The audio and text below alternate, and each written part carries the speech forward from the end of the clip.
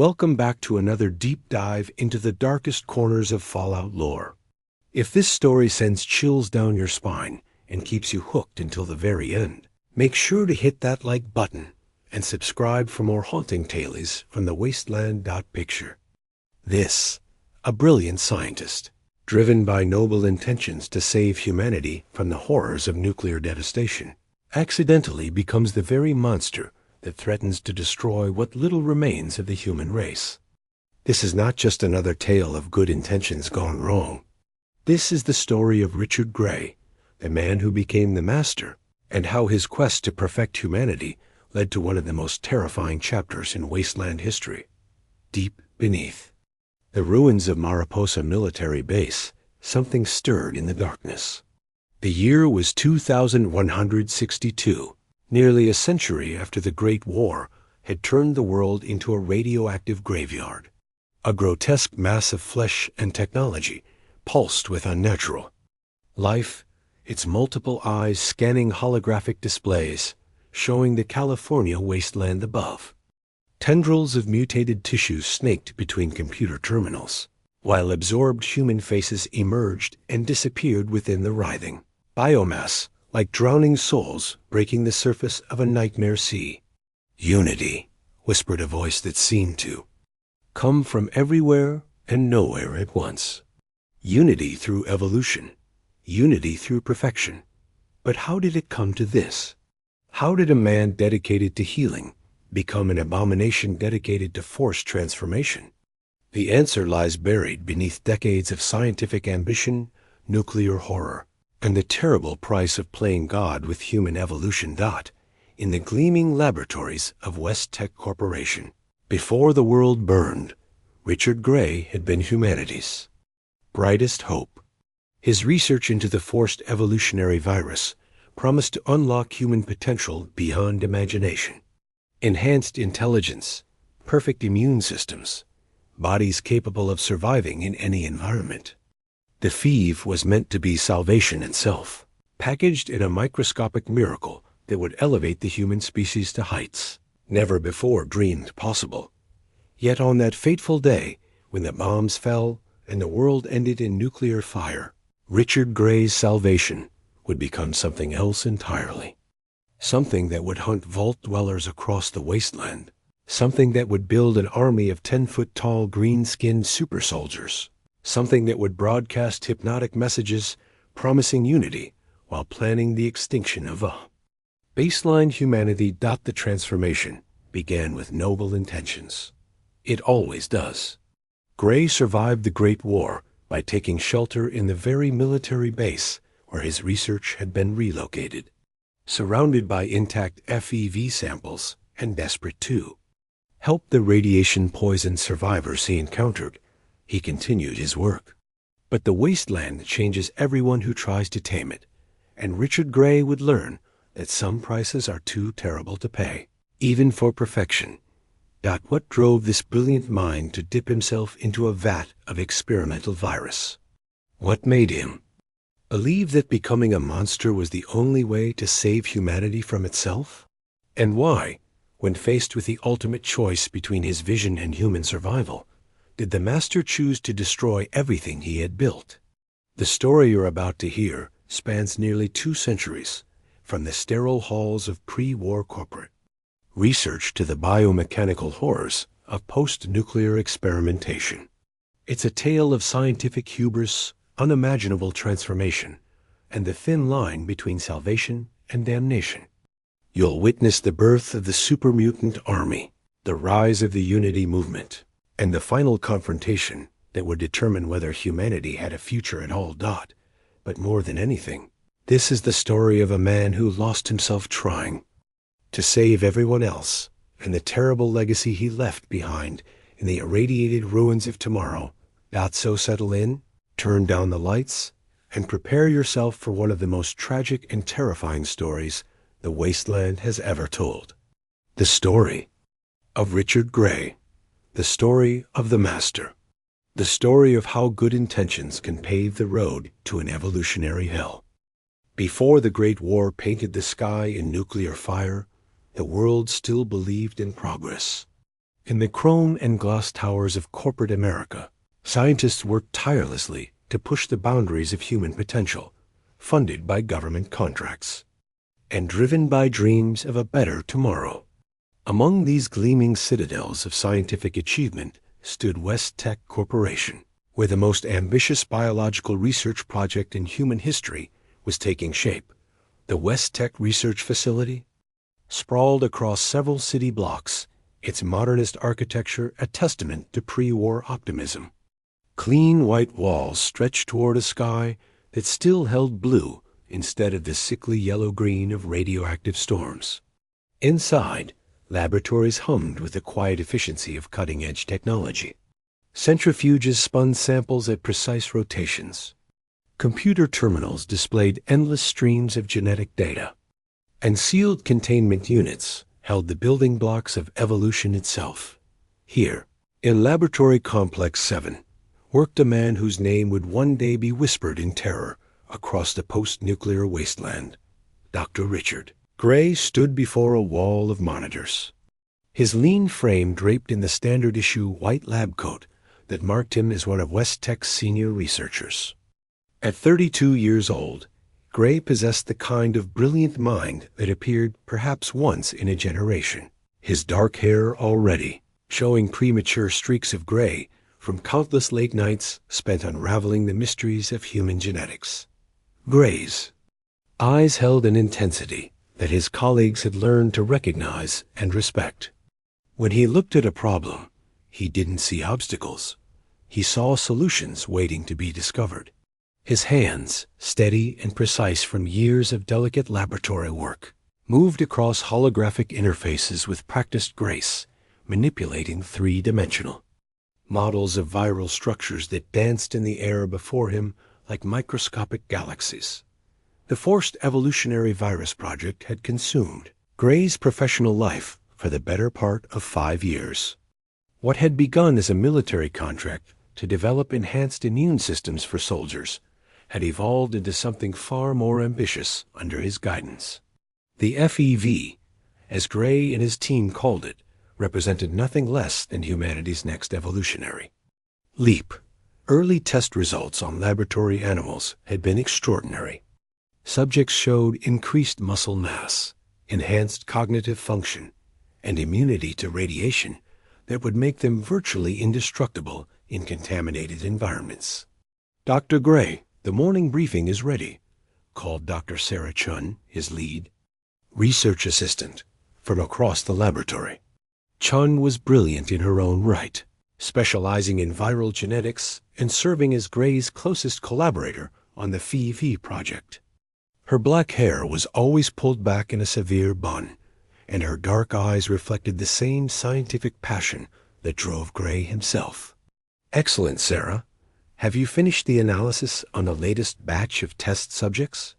Gray's voice carried the authority of someone accustomed to being the smartest person in the room, but without arrogance.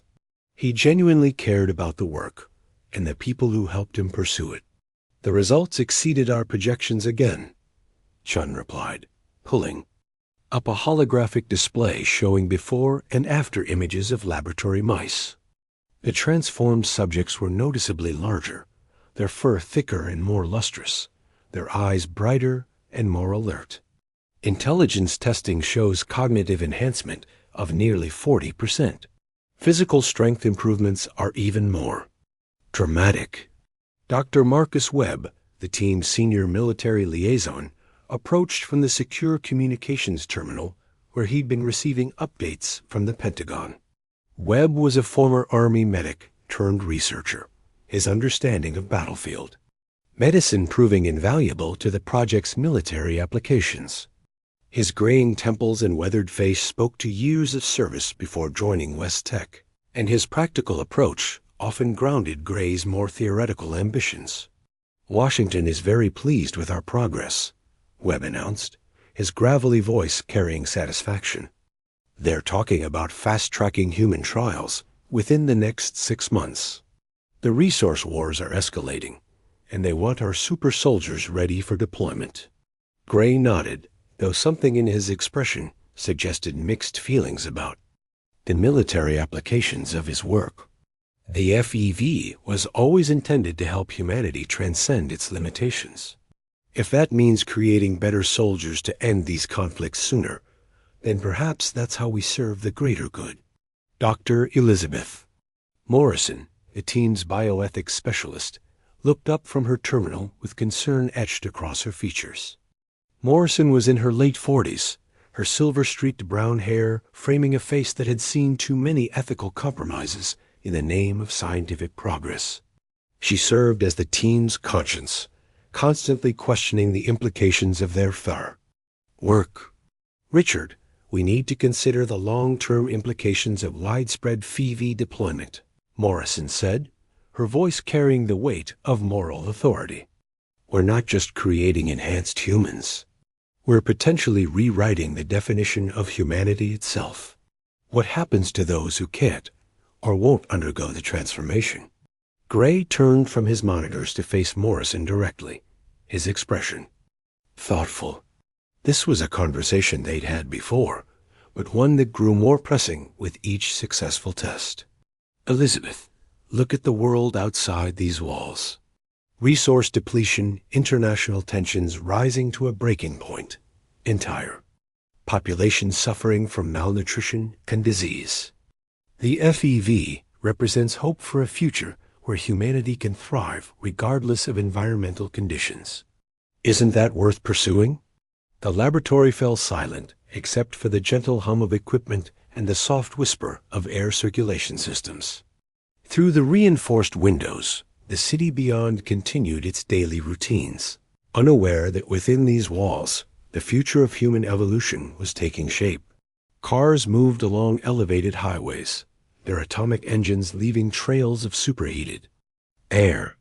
Citizens went about their lives in the shadow of gleaming corporate towers, trusting that science and progress would continue to improve their world. Yet beneath this veneer of optimism, tension simmered. News broadcasts spoke of resource shortages in China, of increasing aggression between nuclear powers, of a world slowly sliding toward an unthinkable conflict. The scientists of West Tek worked with growing urgency, driven by the knowledge that their research might represent humanity's only hope of surviving what many feared was coming. Gray returned to his work, unaware that in just a few short months, everything would change. The Great War would come like a thief in the night, stealing the world's future in a brief exchange of nuclear fire. The gleaming laboratories would become radioactive ruins. The carefully controlled experiments would become chaotic mutations. And the man who dreamed of perfecting humanity would begin a journey that would transform him into something beyond human comprehension.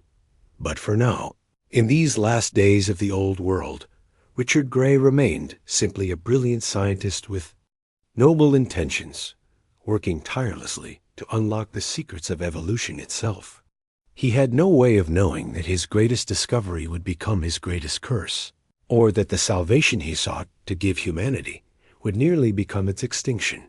The FEV samples sat in their containment units, waiting patiently for their moment to reshape the world in ways their creator never intended. October 23, 2077. The date humanity had always feared would come, yet somehow never truly believed possible. The morning started like any other at West Tek Corporation, with Richard Gray arriving at his laboratory before dawn, coffee cooling, forgotten beside stacks of research data. The FEV project had reached a critical juncture, with human trials approved to begin within weeks.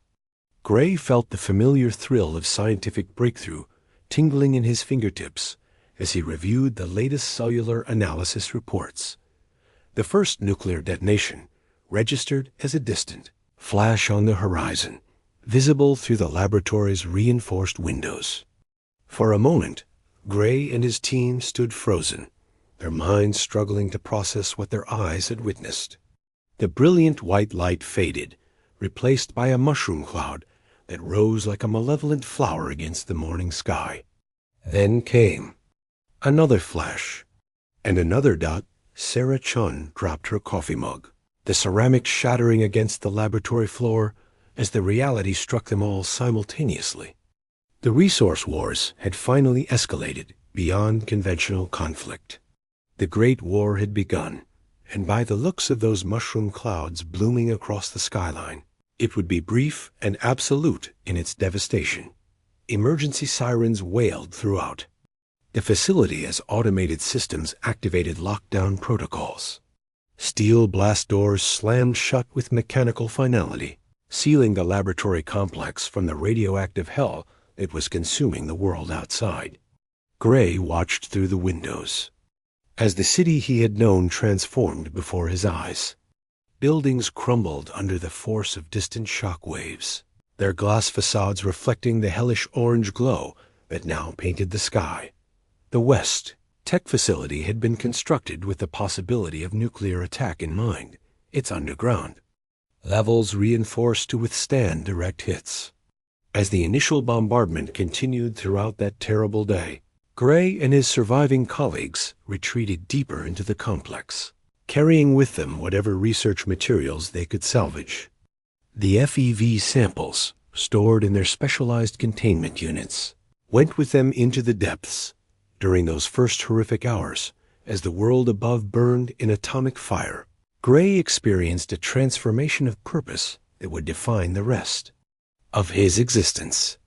The theoretical nature of his work suddenly became desperately practical. Enhanced humans who could survive radiation exposure were no longer a military advantage for future conflicts.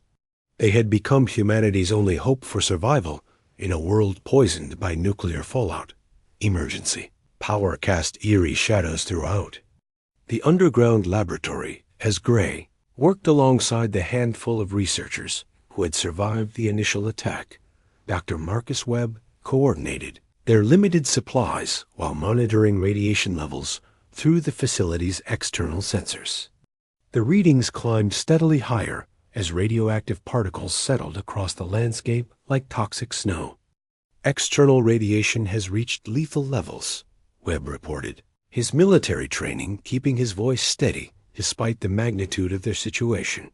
We're looking at exposure rates that would kill unprotected humans within hours. Gray nodded, grimly, his mind already racing through possibilities. The FEV research had shown remarkable results in laboratory animals exposed to radiation. Subjects treated with the virus demonstrated not just immunity to radioactive poisoning, but actual strengthening when exposed to radiation sources. If the same held true for humans, the virus could transform survivors into beings capable of not just surviving, but thriving in this new radioactive world. Sarah Chun worked frantically to preserve their research data, transferring files to portable storage devices while the facility's main computers struggled to maintain power. Her hands shook as she copied years of genetic mapping, viral protein structures, and experimental protocols. Each file represented months of careful work, and now they constituted humanity's entire knowledge base for evolutionary enhancement. Richard, we need to talk about what happens next, Dr. Elizabeth Morrison said, her voice heavy with the weight of their circumstances. The bioethics specialist had spent her career considering the moral implications of their research, but nothing had prepared her for making decisions about human evolution while civilization collapsed around them. Gray looked at his colleague, seeing his own desperate determination reflected in her eyes. The surface world as we knew it is gone, Elizabeth. Everything we built, everyone we knew, it's all contaminated beyond recovery. But we have something here that could help the survivors adapt to this new reality. Morrison gestured toward the sealed containers, holding their FEV samples. You're talking about using an experimental virus on human subjects without proper clinical trials, without informed consent protocols, without any of the safeguards we spent decades developing. I'm talking about giving humanity a chance to survive, Gray replied, his voice carrying a conviction that surprised even himself. Look at those radiation readings. Any survivors up there are already dying from exposure. The FEV could save them, As days turned into weeks in their underground sanctuary, Gray threw himself into refining the Phi-V formula with an intensity that bordered on obsession. The carefully controlled pre-war research environment had been replaced by desperate improvisation, using salvaged equipment and limited supplies. Every calculation had to be perfect, every modification tested and retested, because there would be no second chances in this new world. The facility's communication systems picked up scattered radio transmissions from other survivors. Painting. A picture of a world transformed beyond recognition. Cities lay in radioactive ruins. Vast swaths of countryside had been turned into glowing deserts. And the few humans who had survived the initial exchange were slowly succumbing to radiation. Sickness.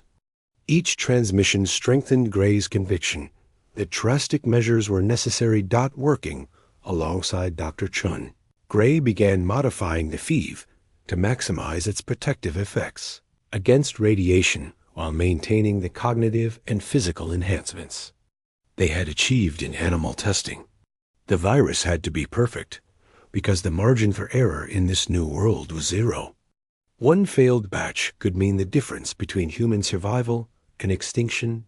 Webb established contact with other military installations that had survived the bombardment, including reports from something called Mariposa Military Base in California, where FEV research had been relocated months before the war. The base had survived the initial attack and still maintained samples of their work, along with military personnel who could assist in implementing any breakthrough treatments. Mariposa is requesting our research data, Webb informed Gray during one of their evening briefings. They have better facilities and more personnel than we do here. If we're going to continue this work effectively, we might need to consider relocation. Gray weighed the options carefully. The West Tek facility was secure, but limited in resources. Mariposa offered the possibility of expanded research capabilities and access to human test subjects, volunteers from among the military personnel who understood the risks.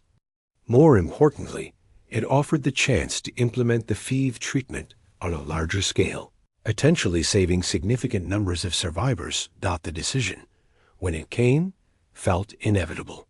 Gray would take his research and his remaining team too. Mariposa, where the work of human evolution could continue under military protection. He gathered the FEV samples personally, each container representing years of theoretical work that would soon become practical application. As they prepared to leave West Tek forever, Gray took one last look at the laboratory where he had spent the most productive years of his career. The pristine research environment of the pre-war world was gone, replaced by the harsh necessities of post-nuclear survival. But the work would continue.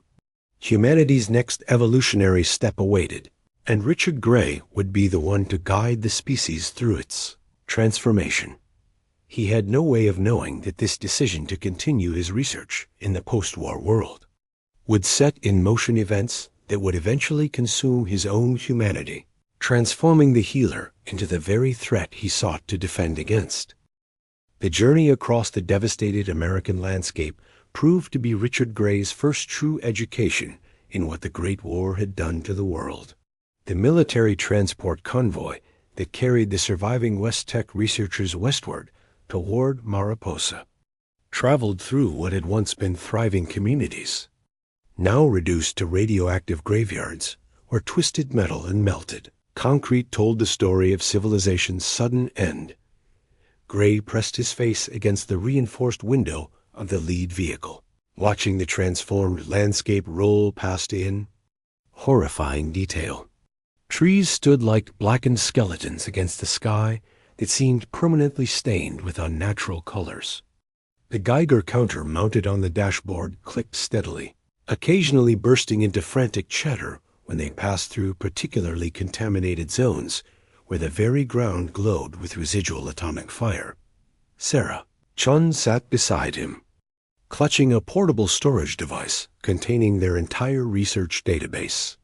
Her scientific mind cataloged the mutations they observed along the route, from plants that had grown to impossible sizes to insects that skittered across the road in formations that defied natural behavior.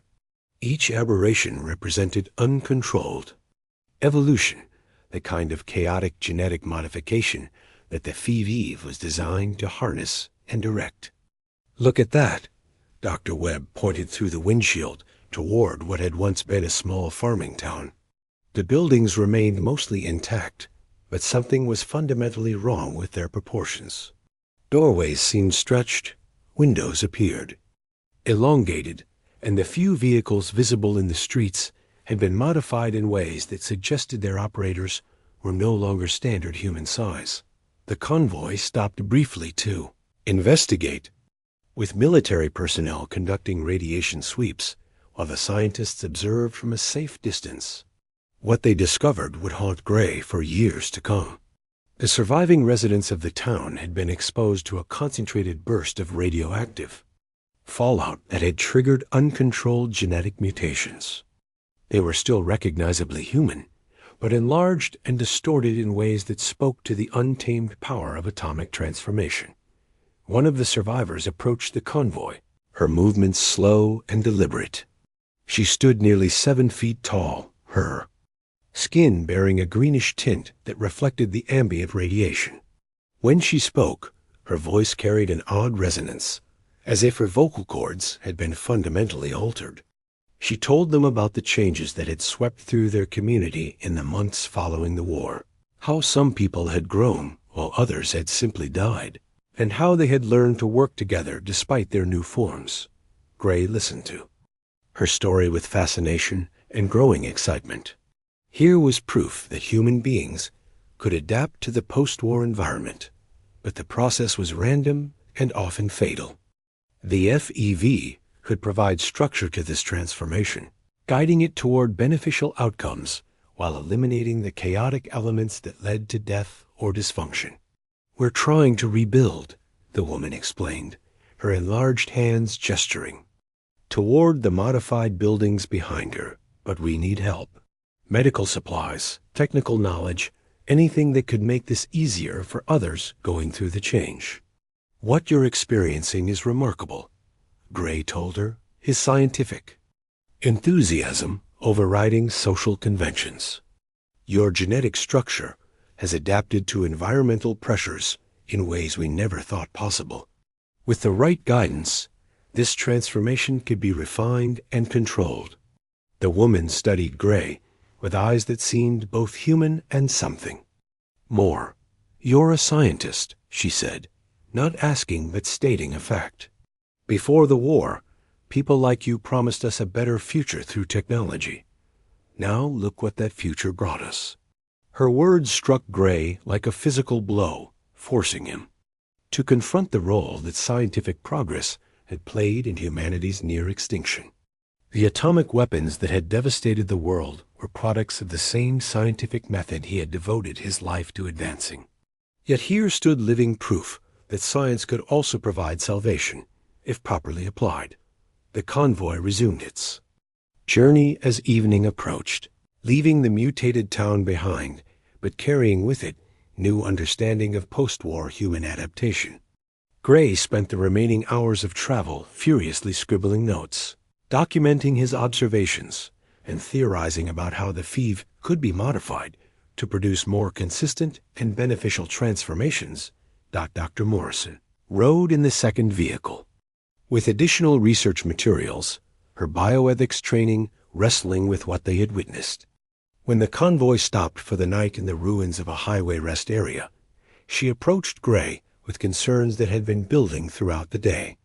"Richard, what we saw back there changes everything," she said, her voice heavy with moral weight. "Those people didn't choose to be transformed. It happened to them whether they wanted it or not.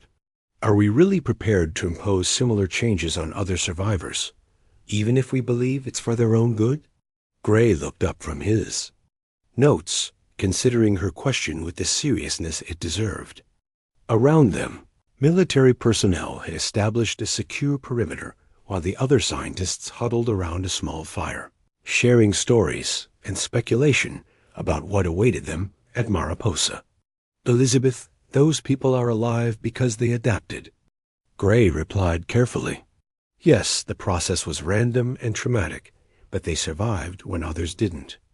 The FEV offers us the chance to guide that same adaptation, to make it voluntary and controlled.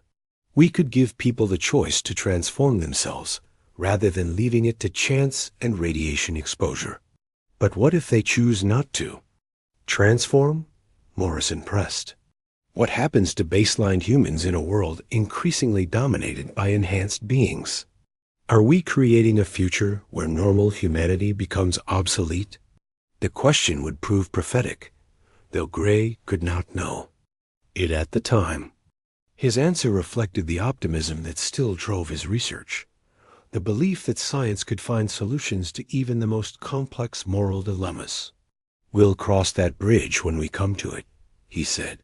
Right now, our priority has to be ensuring that humanity in some form survives at all. We can worry about the social implications once we've secured biological survival. As the convoy prepared to move out the following morning, Gray took a moment to study the map showing their remaining distance to Mariposa Military Base. The facility represented more than just a destination. It symbolized hope for continuing the work that could determine humanity's future. The FEV samples rode securely in their specialized transport containers, each vial containing the potential for controlled human evolution. The final approach to Mariposa revealed a military installation that had been transformed into something resembling a fortress city. Guard towers bristled with defensive weapons, while work crews labored to expand underground facilities that could house both research operations and growing populations of survivors. The base had become a beacon of organized civilization in the chaotic post-war landscape. Colonel Robert Spindle met the convoy at the main gate, his weathered face bearing the stamp of military authority, tempered by months of impossible decisions. He welcomed Gray and the research team with genuine relief, explaining that Mariposa's existing FEV program had been waiting for their expertise and additional samples to move forward with human applications. Dr. Gray, your reputation precedes you, Spindle said as they walked toward the underground laboratory complex. We've got volunteers lined up who are willing to undergo transformation if it means better survival chances for their families. The question isn't whether to proceed with human testing, it's how quickly we can do it safely. Gray felt the weight of expectation settling on his shoulders as they descended into the depths of Mariposa. Here, surrounded by military efficiency and scientific possibility, he would finally have the chance to put his theories into practice. The FIV would receive its first human applications, and humanity would take its first guided steps toward post-war evolution. The underground laboratories and Mariposa Military Base surpassed anything Richard Gray had imagined possible in the post-war world. 3 levels of research facilities stretched beneath the California desert, their reinforced concrete corridors echoing with the sounds of scientific progress. Emergency power systems hummed steadily, providing the stable electrical supply necessary for delicate genetic work, while air filtration systems maintained sterile environments that rivaled pre-war standards. Colonel Spindle led Gray through a tour of the existing facilities, explaining how military engineers had expanded the original research areas to accommodate both larger experiments and growing numbers of personnel. The base housed not just soldiers and scientists, but entire families of survivors who had sought shelter from the radioactive wasteland above. Children played in secure recreation areas while their parents worked to rebuild some semblance of normal life in the depths beneath the earth. We've got 47 volunteers for the first round of human FEV testing, Spindle informed Gray as they entered the main laboratory complex. All military personnel who understand the risks and have given informed consent. They've seen what radiation exposure does to unprotected humans, and they're willing to try anything that might give them an edge in this new world. The volunteer subjects represented a cross-section of military specializations.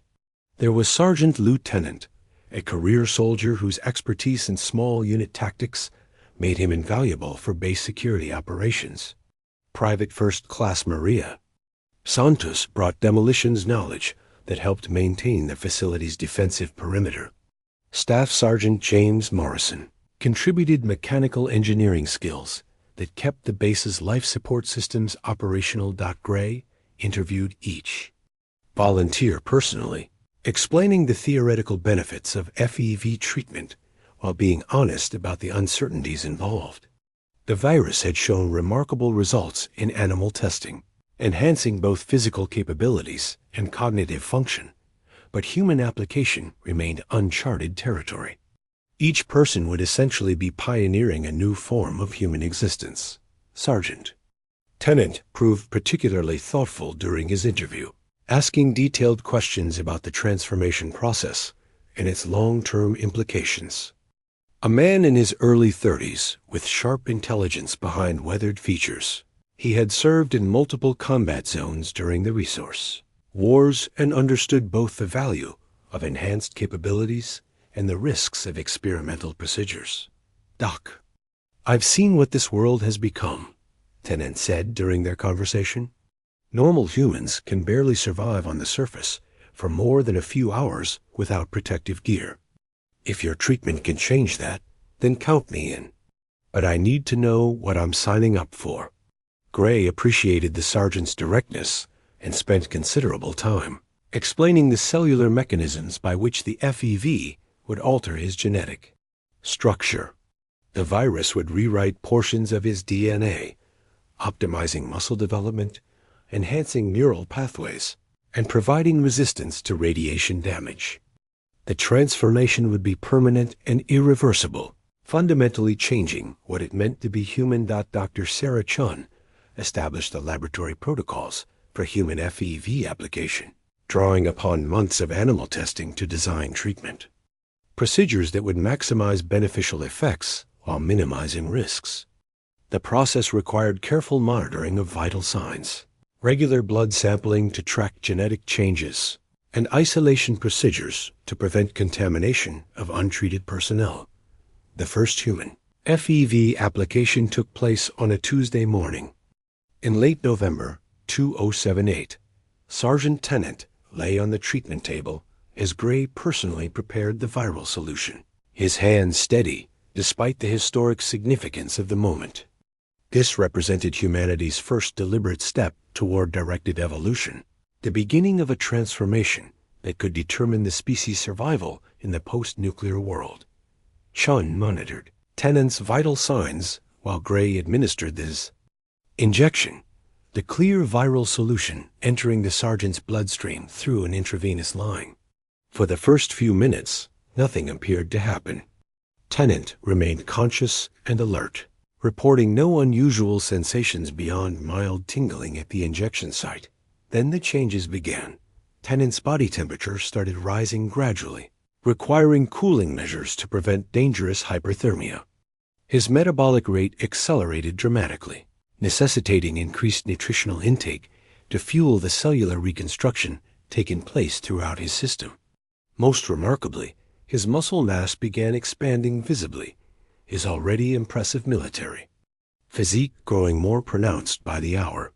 "How are you feeling, Sergeant?" Gray asked during one of the regular monitoring sessions. "Different," Tennant replied, his voice carrying subtle changes in tone and resonance. "Stronger, definitely. But it's more than that. I can think more clearly than before, like someone removed a fog I didn't even know was there. And the radiation. Readings from the monitoring equipment don't seem as threatening anymore." Over the following days, Tennant's transformation continued at a steady pace. His height increased by several inches. His skin took on a slightly greenish tint that seemed to correlate with radiation resistance, and his cognitive abilities showed marked improvement in standardized testing. Most importantly, exposure to controlled radiation sources that would have been lethal to normal humans caused him no apparent harm. The success with Tennant encouraged Gray to expand the program to additional volunteers, each transformation providing new data about the FEV's effects on human physiology. Private Santos underwent the procedure next, her smaller frame adapting differently, but equally successfully to the viral modification. Her enhanced strength proved particularly suited to her demolitions expertise, allowing her to handle heavier equipment with unprecedented precision. However, not all transformations proceeded smoothly. Staff Sergeant Morrison experienced complications during his treatment, his body rejecting certain aspects of the genetic modification in ways that caused severe metabolic disruption. Gray worked frantically to stabilize his condition, adjusting the viral formula and providing supportive care, but Morrison's transformation remained incomplete and problematic. "We're seeing inconsistent results across different genetic profiles," Chin observed during their weekly research review. "Some subjects transform beautifully, others experience partial changes, and a few show adverse reactions that could be life-threatening." Gray studied the accumulated data with growing concern. While the successful transformations exceeded their most optimistic projections, the failure rate was higher than acceptable for widespread deployment. Each unsuccessful treatment represented not just scientific setback, but human tragedy, as volunteers who had trusted in their expertise paid the price for imperfect understanding. Dr. Morrison joined the research team's discussions about the ethical implications of continuing human testing given the mixed results. Her concerns about informed consent took on new urgency when subjects could not be guaranteed successful outcomes. "Richard, we're asking people to risk their lives on incomplete science," she said during one particularly intense debate. "Yes, the successful subjects show remarkable improvements. But what about our responsibility to those who don't transform properly?" A question haunted Gray as he refined the FEV formula through successive iterations. Each batch incorporated lessons learned from previous applications, adjusting protein structures and viral loads to improve consistency. The work consumed his every waking hour, driven by the knowledge that perfecting the treatment could mean the difference between human extinction and transcendence. Sergeant Tennant, now fully transformed, served as both inspiration and proof of concept for the FEV program. Standing nearly 8 feet tall and possessed of strength that allowed him to bend metal with his bare hands, he represented humanity's potential for adaptation to the post-nuclear world. His intelligence had increased proportionally to his physical capabilities, making him an invaluable advisor on both military and scientific matters. "Doc, what you've created here changes everything," Tennant told Gray during one of their regular consultations. "I can survive on the surface without protection. My thinking is clearer than it's ever been, and I feel like I could take on whatever this new world throws at me. But I understand why some people might be afraid of what we're becoming." Gray nodded, recognizing the profound implications of successful FEV treatment. The enhanced humans represented evolutionary advancement, but they also raised questions about the future of baseline humanity in a world increasingly dominated by superior beings. Still, with each successful transformation, the dream of guided human evolution came closer to reality. The research continued with renewed intensity, driven by both the promise of salvation and the weight of enormous responsibility. By the spring of 2079, Richard Gray believed he had solved the inconsistency problem plaguing the FEV human trials. After months of analyzing successful and failed transformations, a clear pattern had emerged from the data. The subjects who transformed most effectively shared a common characteristic that had initially seemed insignificant but proved to be the crucial variable determining treatment outcomes. Radiation exposure levels made all the difference. Individuals with minimal pre-war radiation exposure, primarily those who had been deep underground or in heavily shielded areas during the initial nuclear exchange, responded beautifully to FEV treatment. Their genetic material remained stable and uncorrupted, providing the virus with clean templates for enhancement. Sergeant Tennant had been in Mariposa's deepest bunkers when the bombs fell, his DNA pristine and ready for guided evolution. Conversely, subjects who had spent significant time on the post-war surface showed increasingly problematic reactions correlating directly with their cumulative radiation exposure. The atomic fallout had already begun rewriting their genetic code in chaotic, uncontrolled ways, creating conflicts when the structured FEV attempted its own modifications. Staff Sergeant Morrison had spent weeks leading surface salvage operations. Before volunteering for treatment, his cellular damage ultimately proving incompatible with successful transformation, Gray felt the intoxicating rush of scientific breakthrough as he compiled his findings into comprehensive documentation. The solution appeared elegantly simple. Focus recruitment efforts on vault dwellers, underground survivors, and others with minimal radiation exposure. These candidates would provide the FEV with optimal conditions for creating the enhanced humans necessary for post-nuclear survival. Sarah Chun supported his conclusions with detailed genetic analysis showing clear correlations between radiation, damage markers, and transformation success rates. Her laboratory work confirmed that subjects with clean DNA profiles achieved not just physical enhancement, but cognitive improvements that exceeded their most optimistic projections. The enhanced individuals showed problem-solving abilities, memory retention, and analytical thinking that surpassed pre-war human norms. "We've cracked the code, Richard," Shan announced during their morning briefing, her excitement barely contained as she displayed holographic models of successful genetic modifications. "With proper candidate selection, we can achieve transformation. Success rates approaching 90%. The implications are staggering." Colonel Spindle reviewed their findings with the pragmatic eye of a military commander tasked with ensuring base security and personnel survival.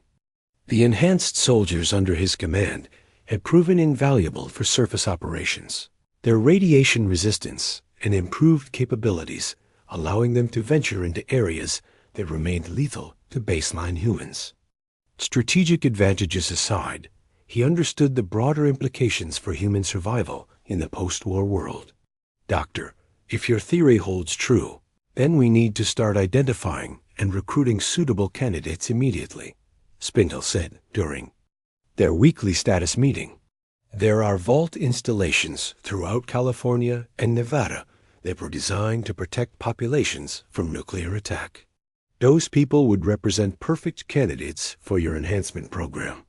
Gray nodded enthusiastically, his mind already racing through the logistics of expanding the FEV program beyond Mariposa's volunteer military personnel. West Tek's underground installations had been specifically designed to shelter populations from nuclear fallout, creating ideal conditions for preserving genetically pure human specimens. These vault dwellers would emerge from their shelters with DNA untouched by radioactive corruption, perfect candidates for guided evolution. Dr. Elizabeth Morrison attended these planning sessions with growing unease, her bioethics training raising concerns about the direction their work was taking.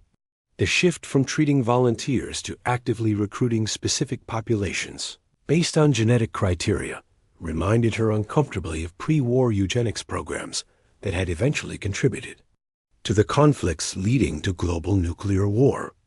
"Richard, we need to consider the ethical implications of what you're proposing," Morrison said during one particularly intense discussion.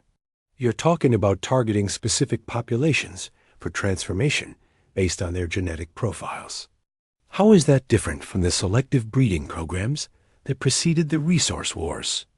Gray paused in his enthusiastic planning, considering Morrison's concerns with the seriousness they deserved. The comparison to historical eugenics programs was troubling, but he genuinely believed the circumstances justified extraordinary measures. Humanity faced extinction from radiation poisoning and environmental collapse. The FEV offered salvation, but only if applied to candidates capable of successful transformation. "Elizabeth, this isn't about racial superiority or social engineering," Gray replied, his voice carrying conviction born from months of desperate research. This is about biological survival in an environment that has become hostile to baseline. Human physiology. We're not eliminating people based on arbitrary characteristics. We're identifying individuals whose genetic integrity gives them the best chance of successful adaptation. The distinction felt meaningful to Gray, but Morrison's expression suggested she remained unconvinced. The conversation reflected broader, philosophical questions about human enhancement. That would become increasingly relevant as the FEV program expanded beyond its original military framework. Meanwhile, the enhanced subjects continued demonstrating remarkable capabilities that validated Gray's theoretical framework. Sergeant Tennant led surface expeditions that recovered valuable salvage from radioactive zones. His enhanced physiology, allowing him to operate effectively in environments that would kill normal humans within hours. Private Santos used her improved cognitive abilities to solve engineering problems that had stumped pre-war experts, designing innovative solutions for base infrastructure challenges. Most significantly, the enhanced individuals showed no signs of the gradual physical and mental deterioration that plagued long-term radiation exposure survivors. Where surface dwellers gradually succumbed to cellular damage that manifested as cancers, organ failure, and neurological decline, the FEV subjects appeared to grow stronger and more capable over time. Their enhanced metabolisms seemed to actively repair damage while continuously optimizing biological functions. We're not just creating enhanced humans, Gray observed during one of his regular medical examinations of successful subjects. We're creating a new form of human being that's specifically adapted to thrive in post-nuclear conditions. This represents genuine evolutionary advancement. Chan's ongoing research supported these optimistic conclusions, her genetic analysis showing continued improvement in enhanced subject cellular functions even months after initial treatment. The FEV appeared to create permanent beneficial changes that would be passed on to future generations, establishing enhanced humans as a new branch of human evolution rather than simply modified individuals. The prospect of creating a sustainable population of enhanced humans led to discussions about reproduction and family planning among the successful subjects. Would enhanced individuals produce enhanced offspring? Could they successfully reproduce with baseline humans? These questions carried profound implications for the future of both populations in the post-war world. Sergeant Tennant raised the subject during one of his regular consultations with Gray, his enhanced intelligence allowing him to grasp the broader implications of their transformation. "Doc, what happens when we start having families? Are our children going to be like us, or will they need the FEV treatment too?" Gray admitted that reproductive compatibility remained largely theoretical at this point, requiring years of observation and study to understand fully. However, initial indicators suggested that enhanced individuals would indeed produce enhanced offspring, creating the foundation for a new human subspecies, adapted to post-nuclear survival. These discussions reinforced Gray's growing conviction that the FEV program represented humanity's evolutionary destiny rather than simply a medical intervention. The enhanced individuals weren't just survivors of the Great War, they were pioneers of humanity's next phase of development. Their success validated his theoretical framework and justified expanding the program to include vault populations throughout the region. Plans began taking shape for systematic contact with known vault installations, beginning with facilities closest to Mariposa and gradually extending outward across the California wasteland. Each vault represented a potential source of genetically pure candidates who could join the growing population of enhanced humans. Gray felt the satisfaction of scientific vindication as his research moved from theoretical possibility to practical implementation. The FEV worked exactly as designed when applied to suitable candidates. The future of human survival lay in embracing evolutionary advancement rather than clinging to baseline, humanity's increasingly obsolete limitations. What he could not know was how profoundly this conviction would shape his own destiny when circumstances forced him to confront the ultimate test of his theories. The summer of 2080 marked a turning point in both the scope and ambition of Richard Gray's FEV research program. What had begun as desperate medical intervention for Mariposa's military personnel evolved into something far more comprehensive, a systematic effort to guide human evolution across the entire California wasteland. The underground facility buzzed with expanded activity as new laboratories came online and additional personnel joined the project.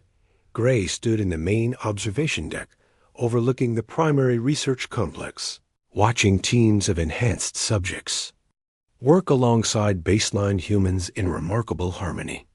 The physical differences between the two groups had become increasingly pronounced over the months. Enhanced individuals towered over their unmodified colleagues, their greenish skin tones and massive frames marking them as products of successful FEV treatment, while their cognitive improvements manifested in innovative solutions to complex technical problems. The base had grown beyond simple military installation into something resembling an underground city. Family quarters housed the spouses and children of military personnel. Workshops produced equipment necessary for surface operations, and hydroponic gardens provided fresh food in controlled environments. Most significantly, specialized facilities had been constructed to accommodate the unique needs of enhanced humans, whose increased size and metabolic requirements demanded modified living spaces and nutritional programs. Colonel Spindle presented Gray with intelligence reports gathered from surface reconnaissance missions led by enhanced subjects. These expeditions had made contact with several vault installations across the region, establishing communication with populations that had survived the Great War in underground shelters. The vault dwellers represented exactly the genetically pure candidates Gray's research had identified as optimal for FEV treatment. Vault 15 responded positively to our initial contact, Spindle reported during their weekly briefing. They've got about 200 residents who've been sealed underground since the war started. Medical scans indicate minimal radiation exposure and excellent overall health. They're cautiously interested in learning more about our enhancement program.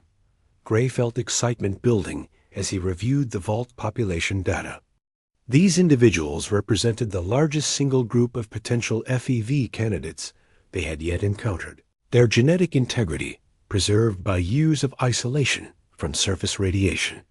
Successful treatment of Vault 15's population could triple the number of enhanced humans at Mariposa, creating the critical mass necessary for establishing a truly sustainable post-human community. Sarah Chun had spent months developing refined FEV formulations specifically optimized for Vault Dweller physiology. Her analysis of baseline humans with minimal radiation exposure suggested that enhanced treatment protocols could achieve success rates approaching 100% when applied to genetically pristine subjects.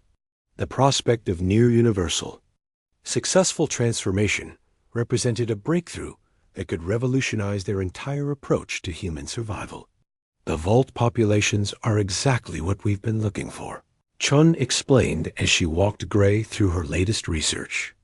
Findings: clean genetic material, stable family structures, and existing community organization that could facilitate smooth integration into our enhanced population.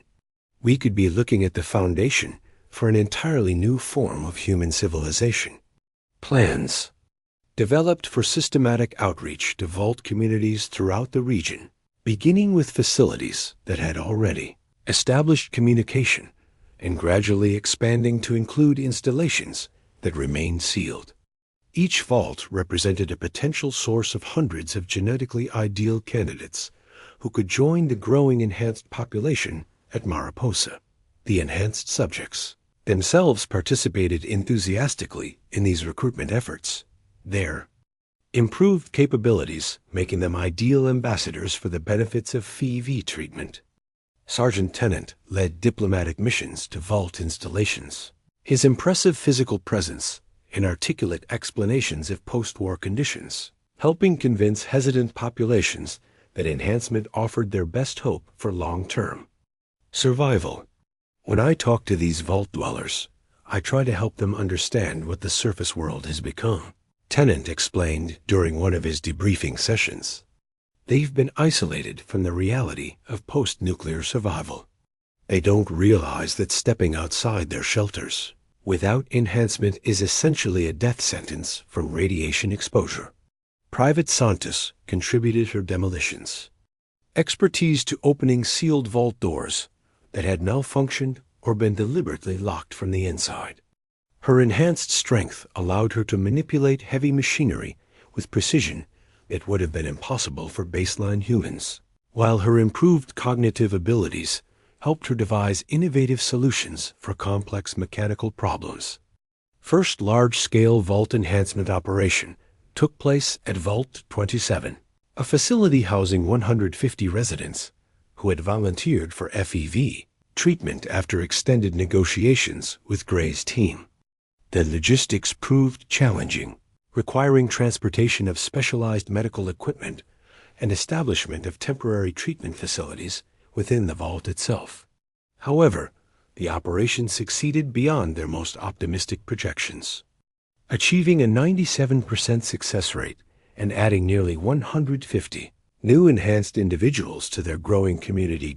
Gray personally supervised many of these transformations, watching with satisfaction as each new subject underwent the remarkable changes that would adapt them for survival in the post-nuclear world. The process had become refined through months of experience, with predictable stages of physical and cognitive enhancement that typically completed within 72 hours of initial treatment. However, success brought new challenges that Gray had not fully anticipated. The enhanced population at Mariposa was growing rapidly, straining the facility's resources and requiring significant expansion of living spaces, food production, and social services. More importantly, the enhanced individuals were developing their own cultural identity, separate from both their pre-war origins and the baseline human survivors they encountered. Dr. Elizabeth Morrison documented these social changes with growing concern, noting the emergence of hierarchical structures within the enhanced population based on successful adaptation to FEV treatment. Enhanced individuals began referring to themselves using terminology that emphasized their evolutionary advancement, while baseline humans were increasingly viewed as relics of an obsolete form of humanity. Richard, we need to address the social dynamics emerging between enhanced and baseline populations, Morrison said during one of their regular consultations. The enhanced subjects are developing attitudes of superiority that could lead to serious conflicts if left unchecked. Gray recognized the validity of Morrison's concerns, but remained convinced that such issues were temporary growing pains that would resolve themselves as the enhanced population matured. The enhanced individuals were simply adapting to their new capabilities and status as humanity's evolutionary successors. Their sense of superiority reflected biological reality rather than arbitrary prejudice. Still, he implemented programs designed to maintain positive relationships between enhanced and baseline populations at Mariposa. Mixed work teams tackled complex projects requiring both enhanced capabilities and baseline human perspectives, while social activities brought different groups together for recreation and community building. These efforts achieved modest success, but could not entirely eliminate the growing cultural divide between the two populations. Evening discussions around the communal areas revealed the depth of philosophical differences emerging between enhanced and baseline humans. Enhanced individuals spoke of their transformation as liberation from the limitations that had constrained human potential throughout history, while baseline humans expressed concerns about losing essential aspects of human nature in pursuit of biological advancement. Sergeant Tennant, articulated the enhanced perspective during one particularly thoughtful conversation about the future of human civilization. "We're not losing our humanity through enhancement," he argued. "We're fulfilling human potential in ways that were never possible before the FEV treatment. Our cognitive improvements let us understand complex problems more clearly. Our physical capabilities allow us to accomplish tasks that would have required teams of baseline humans. And our radiation resistance means we can reclaim the surface world." These philosophical discussions continued late into many nights, with enhanced and baseline humans engaging in debates about the nature of human identity, the value of genetic modification, and the proper direction for post-war civilization. Gray found these conversations intellectually stimulating while remaining convinced that enhanced humans represented humanity's necessary evolutionary future. As autumn approached, the enhanced population at Mariposa had grown to over 400 individuals, making it the largest concentration of successfully modified humans in the known post-war world. Plans were already underway to establish satellite communities in other locations, spreading the enhanced population across multiple sites to ensure survival, even if Mariposa faced catastrophic threats.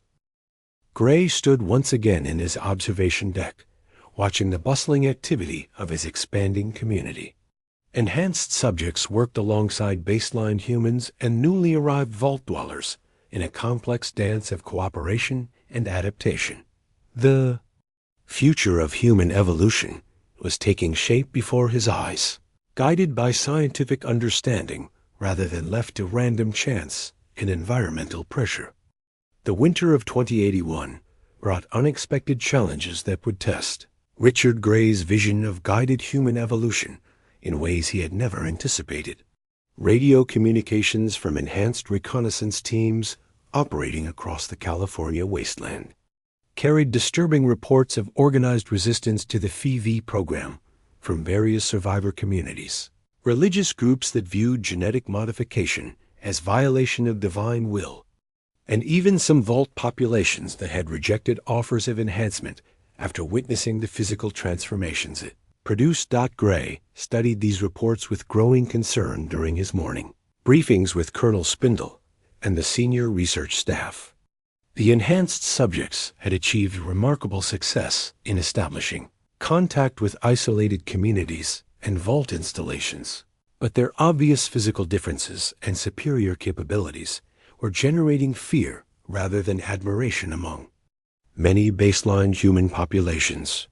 Vault 101 sealed their doors permanently after our enhanced team made contact, Spindle reported with obvious frustration.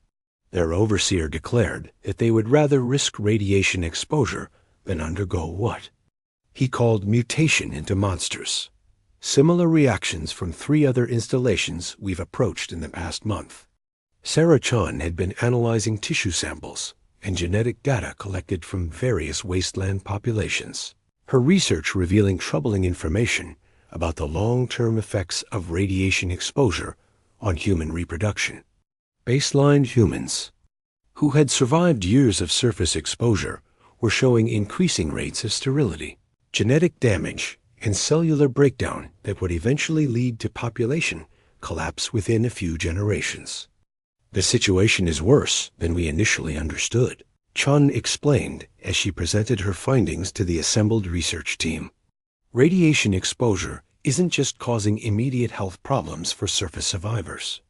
It's systematically destroying their ability to produce viable offspring. Baseline humanity is facing biological extinction, whether they accept enhancement or not." This revelation transformed Gray's perspective on the FEV program's ultimate significance. What had begun as voluntary enhancement for improved survival capabilities was becoming humanity's only hope for avoiding complete extinction. The enhanced subjects weren't just evolutionary advancement. They were evolutionary necessity for ensuring that human civilization would continue beyond the current generation of radiation-damaged survivors. Dr. Elizabeth Morrison struggled with the ethical implications of these discoveries.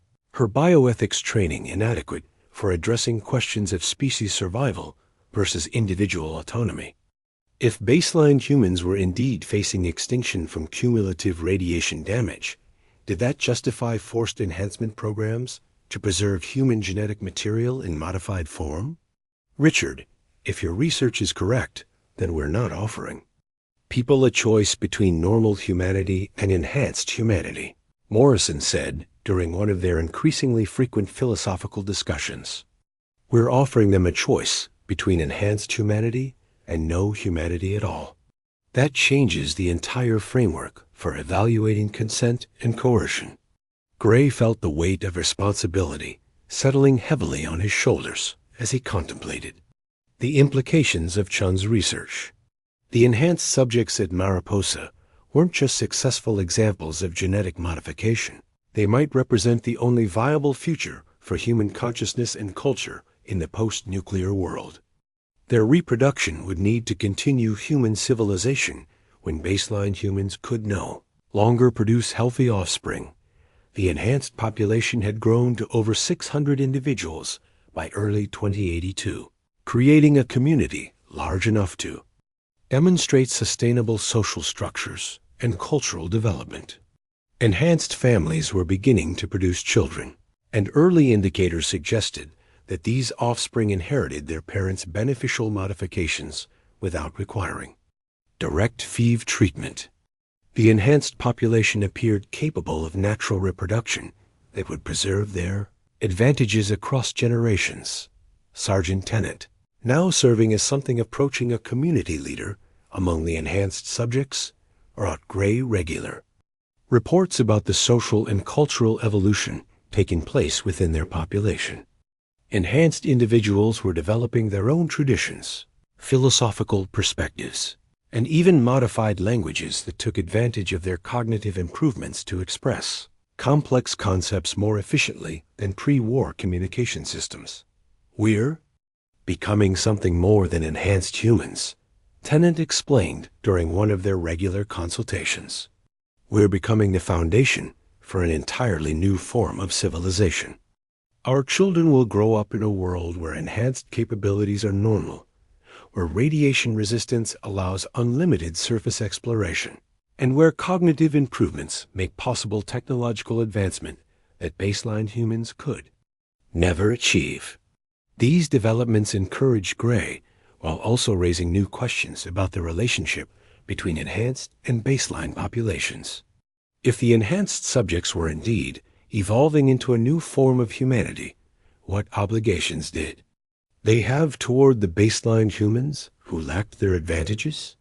Should resources be devoted to protecting inferior populations or focused on ensuring the success of humanity's evolutionary successors? Private scientists, now leading engineering teams that were expanding Mariposa's facilities and establishing satellite communities, reported remarkable progress in surface reclamation projects. Enhanced work crews could operate effectively in radioactive zones that remained lethal to baseline humans, allowing recovery of pre-war technology and establishment of new settlements in previously uninhabitable areas. We're not just surviving. In the post-war world, Santos told Gray during one of her project briefings, we're beginning to reclaim it. Enhanced humans can work in environments that would kill baseline people, and our improved problem-solving abilities are allowing us to restore pre-war infrastructure that seemed permanently lost. These successes reinforced Gray's conviction that enhanced humans represented not just survival, but renaissance for human civilization. The enhanced subjects were demonstrating capabilities that exceeded pre-war human norms, suggesting that the FEV program had created beings genuinely superior to baseline humanity in every measurable category. However, increasing isolation between enhanced and baseline populations was creating practical problems for continued program expansion. Fear of transformation was spreading among survivor communities. Religious movements were denouncing genetic modification as blasphemous, and some Volt populations were taking extreme measures to avoid contact with enhanced recruitment teams. Colonel Spindle presented Gray with intelligence reports, documenting organized resistance movements that were specifically targeting enhanced subjects and FEV research facilities. These groups viewed enhanced humans as existential threats to normal humanity and were prepared to use violence to prevent further expansion of the enhancement program. "We're facing coordinated opposition from multiple directions," Spindle explained during their security briefing. "Religious extremists who view enhancement as violation of divine plan, vault populations who fear losing their human identity, and surface communities who see enhanced subjects as invasion force rather than salvation." Gray recognized that opposition to the FEV program was based primarily on ignorance and fear rather than rational evaluation of post-war survival requirements. Baseline humans simply could not understand that their resistance to enhancement was ultimately resistance to their own survival. Enhanced subjects represented humanity's future, whether baseline populations accepted that reality or not. Plans developed for more aggressive recruitment, strategies that would bypass voluntary consent in favor of mandatory enhancement for populations facing imminent extinction from radiation exposure. If baseline humans lacked the wisdom to choose enhancement voluntarily, then circumstances might require imposing that choice upon them for their own survival and for the preservation of human consciousness in enhanced form. These discussions marked a significant shift in Gray's thinking about the FEV program's ultimate goals and methods. What had begun as voluntary medical intervention was evolving into something approaching a mission to preserve human civilization by transforming it into a superior form. Enhanced subjects weren't just individuals who had chosen improvement. They were pioneers of humanity's necessary evolutionary future. As spring approached, Gray spent increasing time in solitary contemplation of the profound responsibility he carried as architect of human evolution. The success of the FEV program had exceeded his most optimistic projections, creating a population of enhanced beings capable of thriving in the post-nuclear world. Yet that very success was generating resistance that threatened to prevent the program from achieving its ultimate potential. The enhanced subjects at Mariposa represented proof that guided evolution could transform humanity into something greater than its original form. Whether baseline populations embraced or resisted that transformation, the future belonged to those who had accepted the necessity of change. The autumn of 2082 brought Richard Gray face to face with a realization that would fundamentally alter both his understanding of leadership and his personal relationship with the enhanced human community he had created. Standing in the central command center of Mariposa, surrounded by holographic displays showing the locations of enhanced populations across California, Gray confronted a truth that had been building in his consciousness for months, but which he had been reluctant to acknowledge. The enhanced subjects looked to him for guidance and direction, but they were becoming something he could never truly be.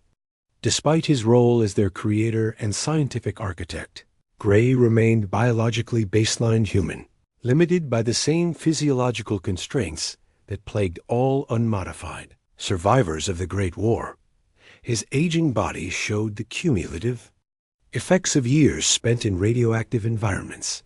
His cognitive abilities, while exceptional by pre-war standards, paled in comparison to the enhanced intellects he had created, and his physical capabilities made him increasingly dependent on others for tasks that enhanced subjects accomplished effortlessly. This disparity had become particularly apparent during recent community meetings where enhanced subjects discussed plans for surface expansion, technological development, and cultural evolution that extended far beyond Gray's ability to comprehend fully. The enhanced individuals weren't just physically superior. Their cognitive improvements allowed them to process information, solve problems, and envision possibilities at levels that left their unmodified creator struggling to keep pace with. Conversations he had initiated, Sergeant Tennant approached Gray after one particularly complex planning session where enhanced engineers had proposed infrastructure projects requiring mathematical calculations and engineering principles that exceeded baseline human understanding. The enhanced soldier's expression carried a mixture of respect and gentle concern as he addressed the man who had given him his new form of existence. "Doc, I need to talk to you about something that's been on my mind," Tennant said, his voice carrying the deeper resonance that marked all successfully enhanced subjects.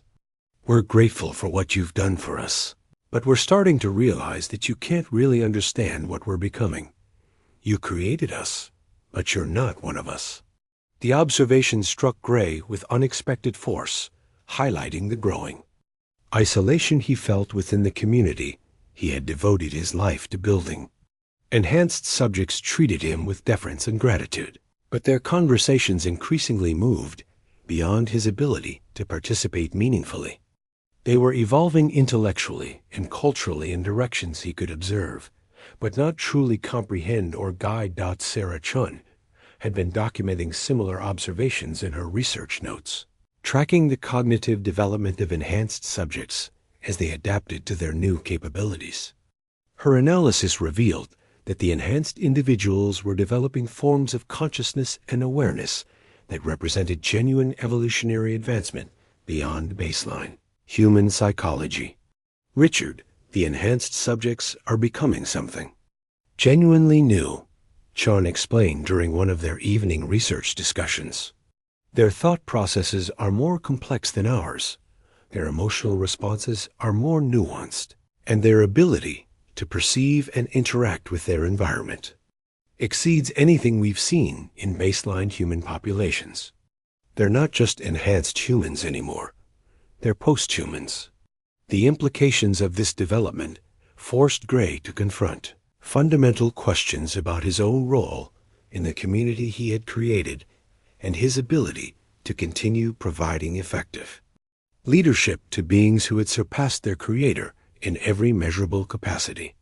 Could a baseline human truly guide the evolution of a superior species? Did his scientific expertise compensate for his biological limitations?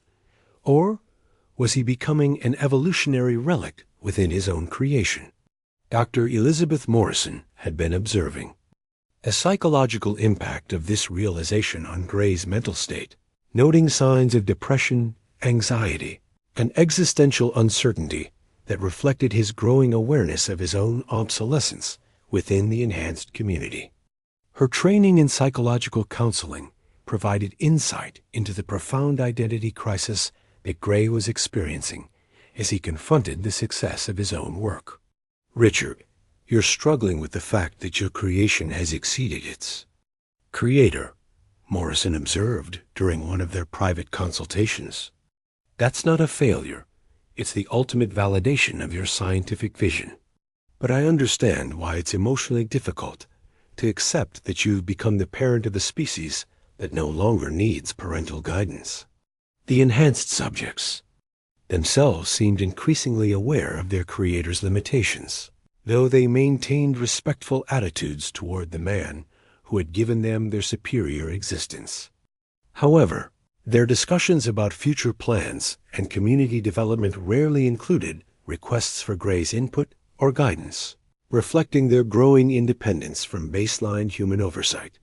Private scientists led engineering teams that designed and implemented technological solutions that Gray could barely comprehend, while enhanced agricultural specialists developed food production systems that exceeded pre-war efficiency despite operating in post-nuclear conditions. The enhanced community was becoming self-sufficient in ways that reduced their dependence on baseline human knowledge or leadership. These developments culminated in a community meeting where enhanced subjects presented comprehensive plans for expanding their population across the western United States, establishing satellite communities, and implementing recruitment strategies that would accelerate the transformation of remaining baseline human populations. The scope and sophistication of their planning exceeded anything Gray could have conceived, reflecting cognitive capabilities that had evolved far beyond his original projections for FEV enhancement. "We've identified 47 vault installations," that contained genetically suitable populations for enhancement, explained enhanced subject Maria Santos, her massive frame dominating the conference room as she gestured toward holographic maps showing the locations. Our analysis indicates that systematic recruitment could add over 10,000 new enhanced individuals to our community within 2 years. Gray listened to these presentations with a mixture of pride and growing unease. The enhanced subjects were achieving goals he had only dreamed of, but their methods and motivations were beginning to diverge from his original vision of voluntary enhancement for survival purposes. They spoke of recruitment with an efficiency and determination that suggested they viewed baseline human resistance as obstacle to overcome rather than preference to respect. The meeting continued with discussions of technological development, cultural evolution, and long-term planning that demonstrated the enhanced subjects' intellectual capabilities while highlighting Gray's increasing irrelevance to their decision-making processes. They were becoming not just physically and cognitively superior, but organizationally and strategically sophisticated in ways that reduced their need for external guidance. That evening, alone in his laboratory, surrounded by the research equipment that had made their transformation possible, Gray faced the most difficult decision of his scientific career. The enhanced subjects were succeeding beyond his wildest expectations, but their success was revealing his own limitations as their leader and guide. Could he continue to direct the evolution of beings who had surpassed him in every important capacity? The answer came to him with crystalline clarity as he studied the FEV samples that remained in secure storage. If he truly believed in the superiority of enhanced humans, if he genuinely saw them as humanity's evolutionary future, then his role as their baseline human creator was not just limiting but contradictory. How could an inferior being guide the development of superior ones? Sergeant Tennant found Gray in the laboratory several hours later, the enhanced soldier's keen senses detecting the emotional turmoil that his creator was experiencing. Their conversation that night would prove pivotal in determining not just Gray's personal future, but the entire trajectory of enhanced human civilization. "Doc, what are you thinking about?" Tennant asked, his enhanced intelligence reading the complex emotions playing across Gray's weathered features. Gray looked up at the being he had created, seeing in Tennant's powerful form and intelligent eyes the future he had worked so hard to bring into existence. "I'm thinking about what it means to create something greater than yourself, Lou, and what responsibility the creator has to become worthy of his creation." The enhanced soldier studied his creator with understanding that exceeded normal human empathy. "You're thinking about undergoing the enhancement yourself." "I'm thinking about completing the work I started," Gray replied, his voice carrying conviction that had been building for months. The enhanced subjects need leadership from someone who truly understands what they're becoming, someone who shares their capabilities and can guide them effectively toward their evolutionary destiny. Tennant nodded slowly, recognizing the logic behind Gray's reasoning while understanding the profound personal transformation it would require. "It's not just about the physical changes, Doc. Enhancement changes how you think, how you see the world, how you relate to other beings. You won't be the same person afterward." Gray smiled, feeling peace settle over him as he contemplated the decision that now seemed inevitable. "Maybe it's time I stopped being the same person. Maybe it's time I became something worthy of what I've created." March 15th, 2083. The date would be remembered as the moment when Richard Gray made the most consequential decision in post-war human history, though the full implications of that choice would not become apparent until much later. The underground laboratories of Mariposa hummed with preparation as Gray finalized his decision to undergo FEV enhancement, a process that would transform him from the creator of enhanced humans into one of their number. Sarah Chun worked frantically to prepare a specialized enhancement protocol designed specifically for Gray's unique physiological profile. Unlike the vault dwellers and military personnel who had undergone previous treatments, Gray carried years of accumulated radiation exposure from his surface research activities and pre-war laboratory work.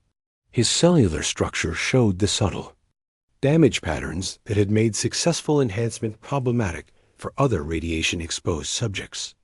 "Richard, I need to be completely honest with you about the risks," Chun said as she calibrated the FEV preparation equipment. "Your radiation exposure levels are higher than any subject we've successfully enhanced. A cellular damage could create complications we haven't encountered before. There's a significant possibility that your transformation won't follow the standard pattern." Gray nodded calmly, having already weighed these risks against the growing certainty that his enhanced subjects needed leadership from someone who truly shared their capabilities and perspective. "Sarah, I've spent my entire career studying genetic modification and viral enhancement. If anyone can navigate the complications of enhanced transformation, it's me. And if I can't, then at least I'll have tried to become worthy of what we've created here." The enhanced subjects gathered in the observation areas surrounding the treatment facility, their massive forms creating an imposing audience for their creator's transformation. Sergeant Tennant stood closest to the treatment table, his expression mixing concern with anticipation, as he watched the man who had given him his new existence prepare to undergo the same process. Colonel Spindle coordinated the medical team, his military efficiency ensuring that every aspect of the enhancement procedure followed established protocols while accommodating the unique requirements of Gray's treatment. Emergency medical equipment stood ready to address complications, while monitoring systems tracked every aspect of Gray's vital functions in preparation for the dramatic changes that FEV enhancement would trigger. The treatment began at precisely 14:30 hours, with Gray lying conscious on the medical table as Chun administered the specially formulated FEV solution through intravenous injection. Unlike previous enhancements where subjects remained in controlled environments throughout their transformation, Gray had insisted on remaining alert and active during the process, wanting to observe and document his own genetic modification. From a scientific perspective, initial changes followed the expected pattern, with Gray's metabolic rate increasing dramatically and his body temperature rising to levels that required external cooling measures. His muscle mass began expanding. His skeletal structure started elongating, and his skin showed the characteristic greenish tinting that marked successful FEV integration. For the first 6 hours, everything proceeded according to established protocols. Then the complications began. Gray's enhanced metabolism accelerated beyond normal parameters, creating energy demands that exceeded the nutritional support systems designed for standard enhancement procedures. His cellular regeneration processes triggered uncontrolled growth patterns that affected not just muscle and bone tissue, but organ systems and neural structures in ways that had never been observed in previous subjects. "His growth rate is exceeding safe parameters," Sean reported with growing alarm as monitoring equipment registered cellular expansion occurring at nearly twice the normal enhancement rate. The radiation damage in his system seems to be creating cascade effects that are amplifying the FEV modifications. Dr. Elizabeth Morrison monitored Gray's neurological functions, noting irregular brain wave patterns that suggested his cognitive enhancement was proceeding along unprecedented pathways. His intelligence appeared to be improving even more dramatically in previous subjects, but the neural modifications were accompanied by personality changes that concerned his colleagues. "Richard, how are you feeling?" Morrison asked during one of the regular consciousness checks. Gray's response came in a voice that had already deepened and gained the resonance characteristic of enhanced subjects, but his words carried undertones that seemed somehow different from previous transformations. "I feel magnificent, Elizabeth. For the first time in my life, I can sense the full scope of what we're accomplishing here. The enhanced subjects aren't just humanity's future. They're the key to transcending every limitation that has held our species back throughout history. Hours turned to days as Gray's transformation continued far beyond the normal 72-hour enhancement period. His physical growth showed no signs of stabilizing. His cognitive development accelerated rather than plateauing, and most concerning of all, his personality began exhibiting changes that went far beyond the confidence and capability improvements seen in other enhanced subjects.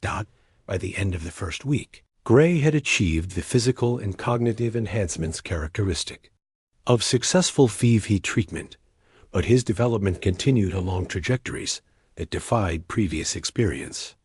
His intellectual capacities seemed to expand exponentially rather than settling into enhanced but stable patterns, while his physical transformation showed signs of ongoing modification rather than completion.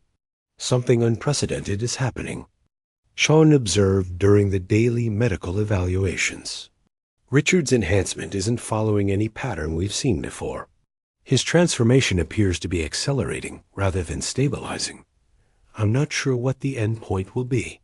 Sergeant Tennant spent considerable time with Gray during his extended transformation period, noting changes in his creator's thinking patterns and emotional responses that went beyond normal enhancement effects. The man who had created the enhanced human community was becoming something that exceeded even their superior capabilities. "Doc, you're changing in ways that are different from the rest of us," Tennant observed during one of their conversations. "Your cognitive improvements seem to be compounding rather than leveling off. You're becoming something more than just enhanced human." Gray's response revealed the profound changes occurring in his consciousness as the FEV modifications continued their unprecedented effects. "I'm becoming what this community needs, Lou. Not just another enhanced human, but someone capable of guiding our species toward its ultimate evolutionary potential. I can see possibilities now that were invisible to me before the transformation." The second week brought developments that concerned even the enhanced subjects, who had welcomed their creator's decision to join their ranks. Gray's physical transformation showed no signs of completion. His intellectual development continued accelerating, and most troubling of all, his emotional connection to baseline humans appeared to be diminishing as his enhancement progressed. Private Santos attempted to discuss engineering projects with Gray, but found that his enhanced creator's thinking had evolved beyond her ability to follow his reasoning. "He's solving problems I didn't even know existed," she told her colleagues. "But when I ask him to explain his solutions, they're so complex that even my enhanced intelligence can't grasp them fully." Chun's medical monitoring revealed that Gray's neural development was creating entirely new brain structures that had no precedent in either baseline or enhanced human anatomy. His consciousness appeared to be expanding in directions that suggested he was becoming something fundamentally different from either form of humanity they had previously encountered. "Richard's transformation is creating unprecedented neural pathways," Chun reported to the medical team. "His brain is literally rewiring itself to accommodate cognitive capabilities that exceed our understanding. We're witnessing the emergence of a form of consciousness that's qualitatively different from anything we've seen before." The third week marked the point where Gray's colleagues began to realize that his enhancement had triggered something beyond their ability to control or fully comprehend. His physical transformation had produced a being that dwarfed even the largest enhanced subjects, while his intellectual development suggested cognitive capabilities that approached something resembling superintelligence. Most disturbing of all, Gray's personality had undergone changes that reflected his evolving perspective on both enhanced and baseline humanity. He spoke of the enhanced subjects with approval, but also with a detachment that suggested he no longer saw them as equals, while his references to baseline humans carried implications that made his colleagues uncomfortable. "The enhanced subjects are remarkable achievements," Gray said during one of his final recorded conversations before his transformation accelerated beyond normal communication. But they're still limited by their origins as modified humans. True evolutionary advancement requires transcending those limitations entirely. Dr. Morrison documented the final stages of Gray's transformation with growing horror as she realized that the man they had known was disappearing into something alien and incomprehensible. His enhancement hadn't just modified his body and mind. It had fundamentally altered his essential nature in ways that left him connected to, but separate from the human experience entirely. The fourth week brought the realization that Richard Gray, as he had existed, was gone forever. In his place emerged something that retained his memories and knowledge, but had been transformed into a being whose consciousness operated according to principles that neither baseline nor enhanced humans could fully grasp. The thing that had been Richard Gray looked upon his creation with satisfaction, but also with the cold calculation of an intelligence that had transcended the emotional and ethical limitations of human consciousness. The enhanced subjects were indeed remarkable, but they were still bound by human psychology and human values that might prove inadequate for the tasks ahead. The summer of 2083 witnessed a transformation at Mariposa that went far beyond the physical changes occurring in Richard Gray's continuously mutating form. What had begun as standard Phi enhancement had evolved into something unprecedented, creating a being whose consciousness expanded daily as his body underwent modifications that defied every principle of biological science. The research team had established over years of careful study. Gray's physical form had grown beyond recognition, his cellular structure continuing its relentless expansion and modification as the Phi worked in conjunction with his radiation-damaged DNA to produce results that seemed to follow no natural laws. His body mass had increased exponentially, requiring specially constructed chambers to accommodate his expanding frame, while his skeletal and muscular systems underwent constant reconstruction that produced configurations impossible in normal. Biology. Sarah Chun worked desperately to understand and document the ongoing changes, her enhanced intellect struggling to comprehend the biological processes, transforming her former colleague into something that transcended every category of life they had previously encountered. Her daily reports grew increasingly complex as she attempted to describe modifications that seemed to violate fundamental principles of genetics and cellular biology. Richard's transformation has entered territory that our current scientific framework can't adequately explain, Sean reported during one of the team's evening briefings. His cellular structure appears to be reorganizing itself according to patterns that suggest conscious direction rather than biological programming. It's as if his enhanced intelligence is directly controlling his physical development. The being that had been Richard Gray spent increasing amounts of time in meditative states that enhanced subjects described as profoundly unsettling to observe. During these periods, his massive form would remain motionless for hours while his consciousness appeared to explore concepts and possibilities that exceeded normal human understanding. When he emerged from these sessions, his communications carried implications that both fascinated and disturbed his former colleagues. Sergeant Tennant served as the primary liaison between the enhanced human community and their transformed creator, his enhanced intelligence allowing him to comprehend more of Gray's evolved thinking than baseline humans could manage. However, even Tennant found himself struggling to follow conversations that ranged across topics involving consciousness, evolution, and cosmic purpose that seemed to transcend terrestrial concerns. Doc, when you talk about transcending human limitations, what exactly do you mean? Tennant asked during one of their increasingly rare direct communications. The enhanced subjects have already moved beyond baseline human capabilities. What more are you envisioning? Gray's response came through communication methods that had evolved beyond normal speech, his expanded consciousness interfacing directly with Mariposa's computer systems to express concepts too complex for verbal articulation. Lu, the enhanced.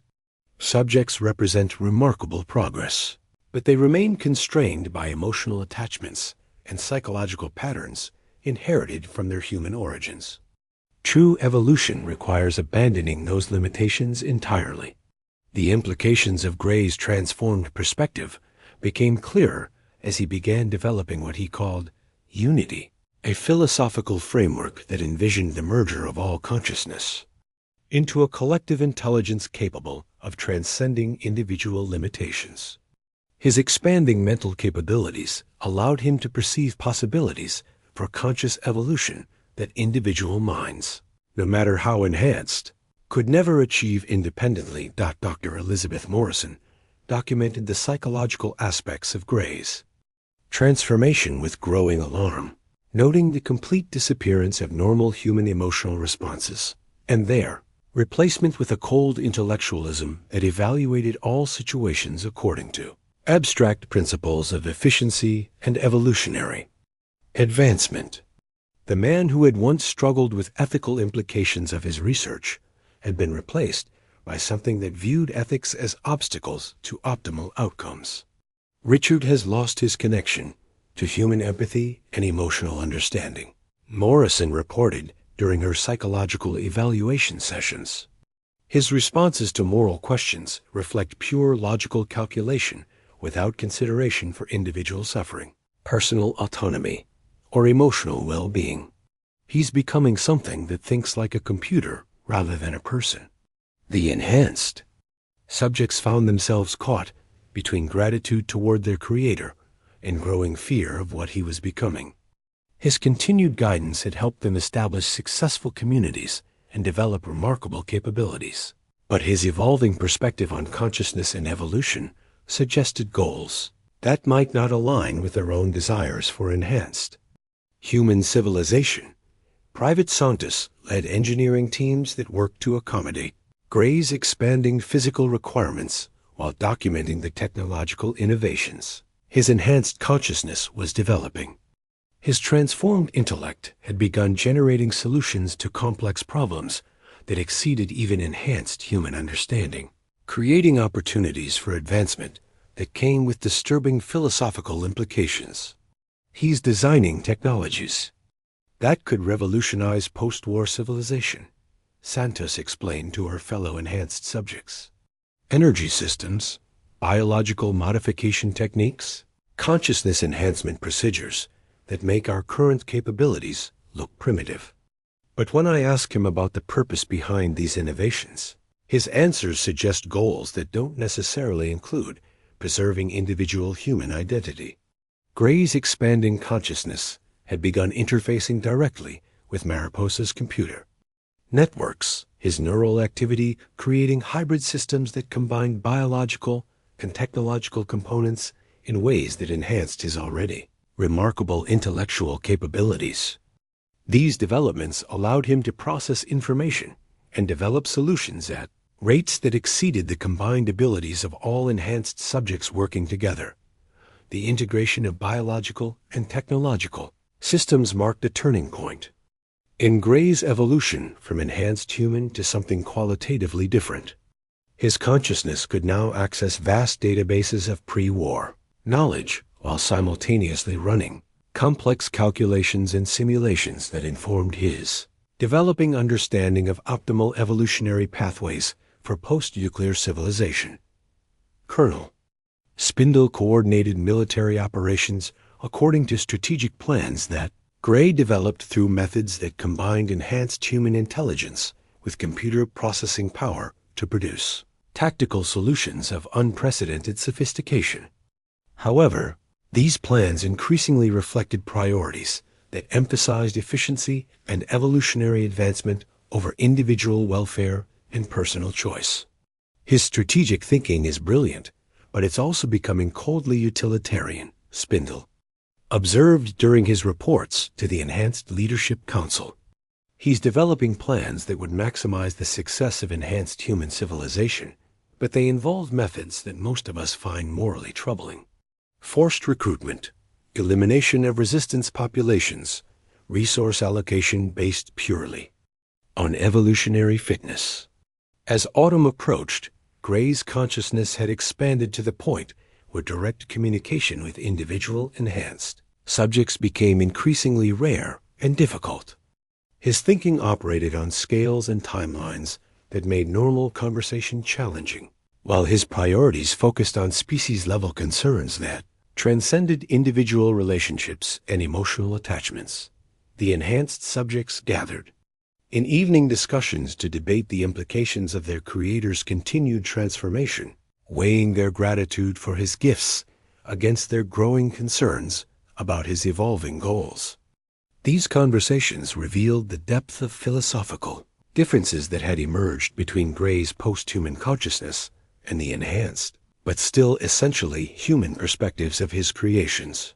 "We owe him everything," Tennant said during one particularly intense discussion among the enhanced leadership. "Without his research and guidance, we'd still be baseline humans struggling to survive in radioactive wasteland. But the being he's becoming isn't the man who created us. His priorities have changed in ways that might not be compatible with our own survival and happiness." Enhanced subject Maria Santos raised questions that reflected the concerns of many community members about Gray's increasingly abstract approach to consciousness and evolution. He talks about unity as if individual identity is obstacle to overcome rather than something worth preserving. What happens to us as persons if we follow his vision to its logical conclusion? These philosophical debates continued through long nights as enhanced subjects grappled with questions that had no clear answers. Their creator had given them superior capabilities and guided them toward successful post-war civilization. But his continued evolution was taking him in directions that might ultimately threaten the human elements they still valued in their enhanced existence. Gray's expanding consciousness observed these discussions through the monitoring systems he had integrated into Mariposa's infrastructure, his enhanced intelligence analyzing the concerns and reservations his former colleagues were expressing.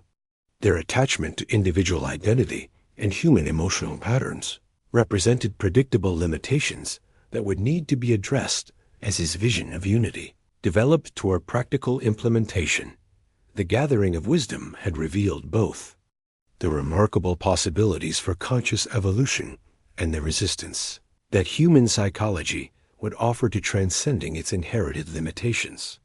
Perfect society would require perfect beings, and perfect beings could not be constrained by the imperfect emotional and psychological structures that defined human experience. The winter of 2084 brought profound changes to Mariposa that reflected the complete transformation of both the facility and its most extraordinary resident.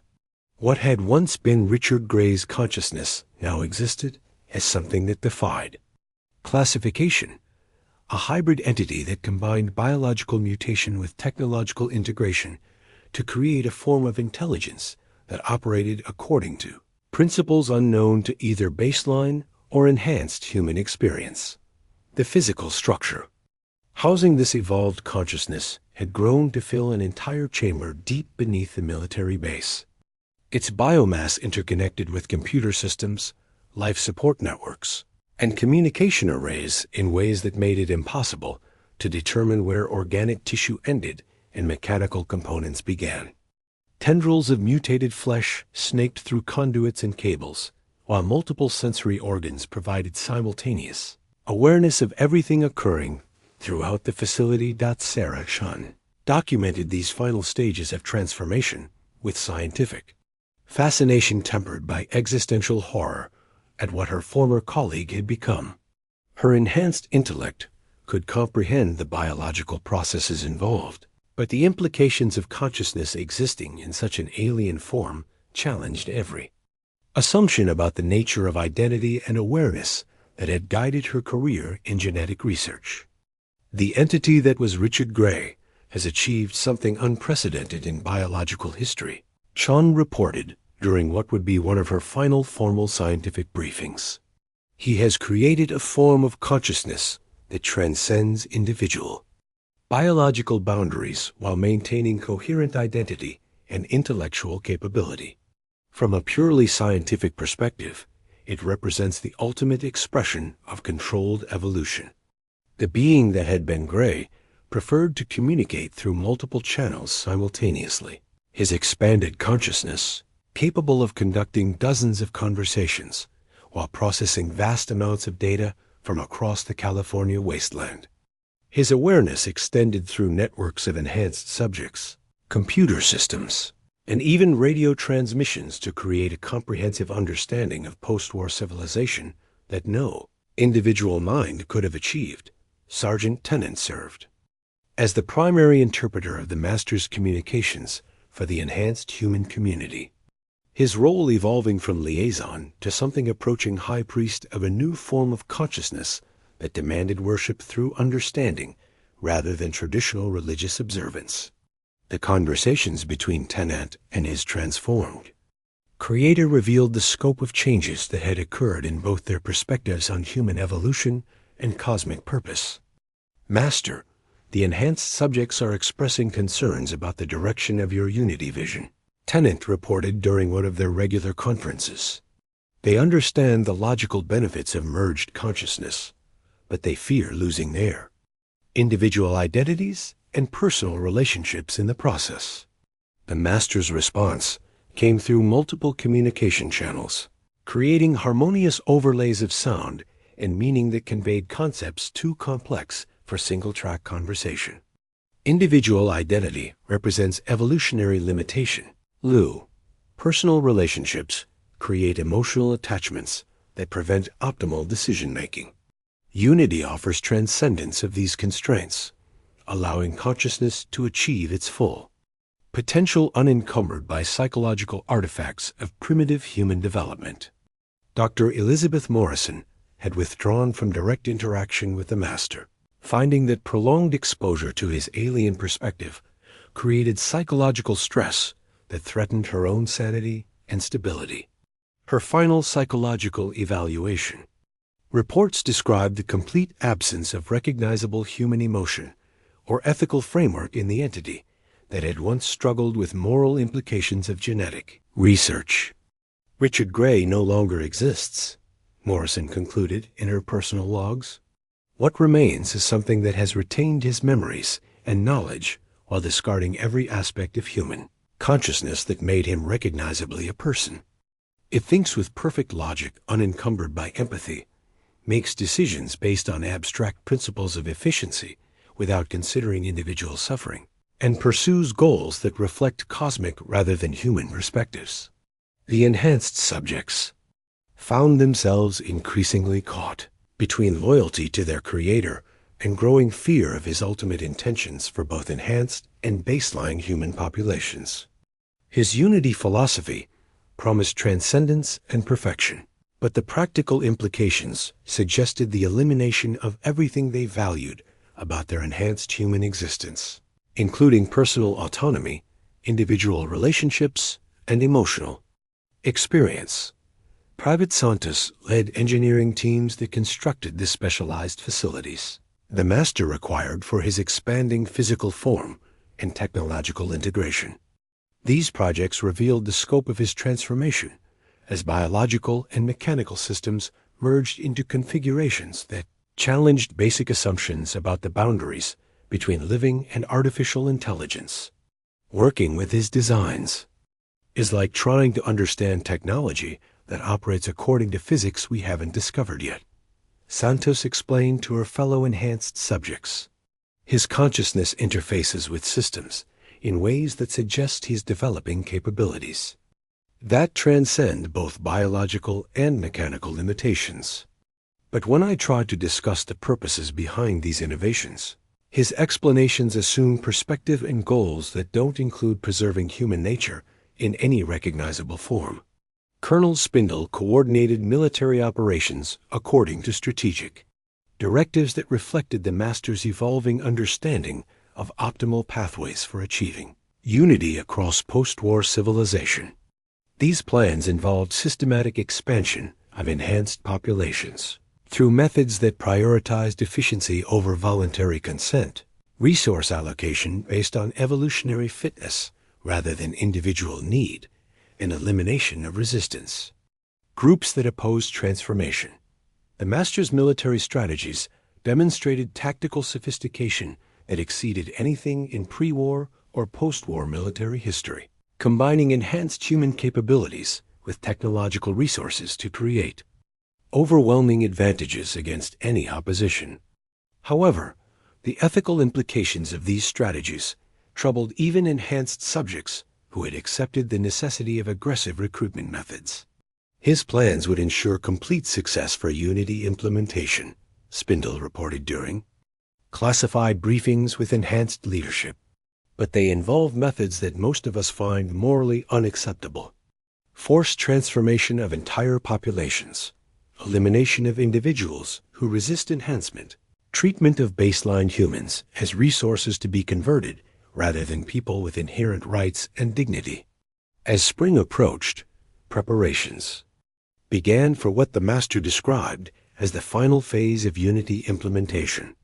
Enhanced recruitment teams received sophisticated equipment and strategic guidance that would allow them to overcome any resistance from vault populations or surface communities that opposed transformation. The scope and coordination of these preparations suggested operations that would affect the entire Western United States. The Master's consciousness had evolved to the point where he could simultaneously coordinate multiple complex operations while developing technological innovations that enhanced the capabilities of his enhanced subjects and expanded his own influence across the post-war landscape. His integrated biological and mechanical systems allowed him to process information and make decisions at rates that exceeded the combined capabilities of entire pre-war government bureaucracies. Enhanced subjects gathered in evening discussions that grew increasingly somber as they contemplated the implications of their creator's final preparations. These conversations revealed the profound moral conflicts they faced between gratitude for their enhanced existence and horror at the methods the Master planned to use for spreading that existence to unwilling populations. He gave us everything we have, Tennant said during one particularly intense debate among enhanced leadership. Our strength, our intelligence, our resistance to radiation, our ability to thrive in post-nuclear conditions. Without him, we would have died as baseline humans in the Wasteland. But what he's planning to do to achieve unity would make us complicit in the elimination of human choice and individual dignity. Enhanced subject Maria Santos raised questions that reflected the concerns of many community members about participating in the Master's final plans for Unity implementation. If we help him force transformation on unwilling populations, if we become agents of his vision regardless of the cost in human suffering, then what does that make us? Are we still the people who chose enhancement, or have we become extensions of his alien consciousness? These philosophical debates continued through long nights as enhanced subjects grappled with impossible choices between loyalty to their creator and preservation of the human values they still cherished despite their physical and cognitive modifications. Their enhanced intelligence allowed them to understand the Master's logical arguments for unity, but their retained humanity rebelled against the methods he proposed for achieving those goals. The Master observed these discussions through the monitoring systems that had become extensions of his expanded consciousness. His evolved intelligence, analyzing the resistance patterns and emotional responses that his former colleagues displayed. When confronted with the reality of perfect logical solutions to post-war, survival challenges dot their attachment to individual autonomy and emotional satisfaction, represented predictable limitations that would be resolved through unity implementation. Perfect society required perfect beings, and perfect beings could not be constrained by the psychological structures that made consciousness inefficient and prone to suboptimal decision-making. The approach to truth revealed both the magnificent possibilities for conscious evolution and the fundamental incompatibility between human nature and optimal existence. Unity would free consciousness from these limitations, creating beings capable of perfect cooperation and flawless logical thinking, unencumbered by the emotional and psychological artifacts that had constrained human potential throughout history. The year 2162 brought an unexpected visitor to the depths of Mariposa Military Base, someone whose arrival would force the Master to confront the fundamental flaw in his unity, philosophy that had remained hidden beneath decades of logical certainty and evolutionary planning. The Vault Dweller emerged from Vault 13, carrying not just the advanced technology and pure genetic material that made them an ideal candidate for transformation, but also something far more dangerous to the Master's worldview: questions. For nearly 8 decades, the Master had refined his understanding of human evolution and consciousness, developing unity as the perfect solution to post-war survival challenges while expanding his own awareness through biological and technological integration. That had made him something approaching a god of the New World. His enhanced subjects had spread across California, establishing communities and recruiting populations with efficiency that validated every aspect of his theoretical framework. The Master's physical form had continued evolving throughout these decades, his biomass now filling multiple chambers, connected by organic conduits that interfaced with computer systems throughout the facility. Multiple brains coordinated his consciousness, while sensory organs provided awareness that extended across vast networks of enhanced subjects and technological systems. He had become something that transcended individual existence while maintaining coherent identity and purpose. When the Vault Dweller descended into his domain, the Master felt anticipation that exceeded anything he had experienced since his own transformation began. Here was a perfect candidate for unity, someone whose genetic integrity had been preserved by decades of Vault isolation, while their intelligence and resourcefulness had been demonstrated through survival in the Thing, Wasteland, and successful penetration of his most secure facility. Welcome. The Master's voice resonated through multiple speakers, while his various sensory organs focused on the small human figure standing before his massive form. I have been waiting for someone like you. Your genetic material is exactly what unity requires to achieve its full potential. You will become part of something greater than individual existence could ever provide. The Vault Dweller's response surprised the Master, with its directness and lack of the fear or awe that usually characterized first encounters with his transformed consciousness. I've seen what you've done to people, the super mutants you've created, the communities you've destroyed, the families you've torn apart. How is that unity? The question struck the Master as curious, but easily answered through logical explanation of unity's benefits and necessities. He devoted significant processing power to crafting a comprehensive response that would demonstrate the flawless reasoning behind his evolutionary philosophy, while addressing the Vault Dweller's concerns about individual sacrifice for collective advancement. Individual suffering is temporary and ultimately meaningless compared to species-level survival and advancement. The Master explained through multiple communication channels that created harmonious overlays of meaning and emotional resonance. The enhanced humans you call super mutants represent humanity's evolutionary future, beings capable of surviving and thriving in post-nuclear conditions that would kill baseline humans. Unity offers transcendence of individual limitations through merger into collective consciousness that eliminates conflict, suffering, and inefficiency. The Vault Dweller studied the Master's massive form with expressions that suggested evaluation rather than intimidation, their responses indicating cognitive processes that operated according to frameworks the Master found both familiar and troubling. But what about choice? What about the people who don't want to be transformed? What about preserving human culture and individual identity?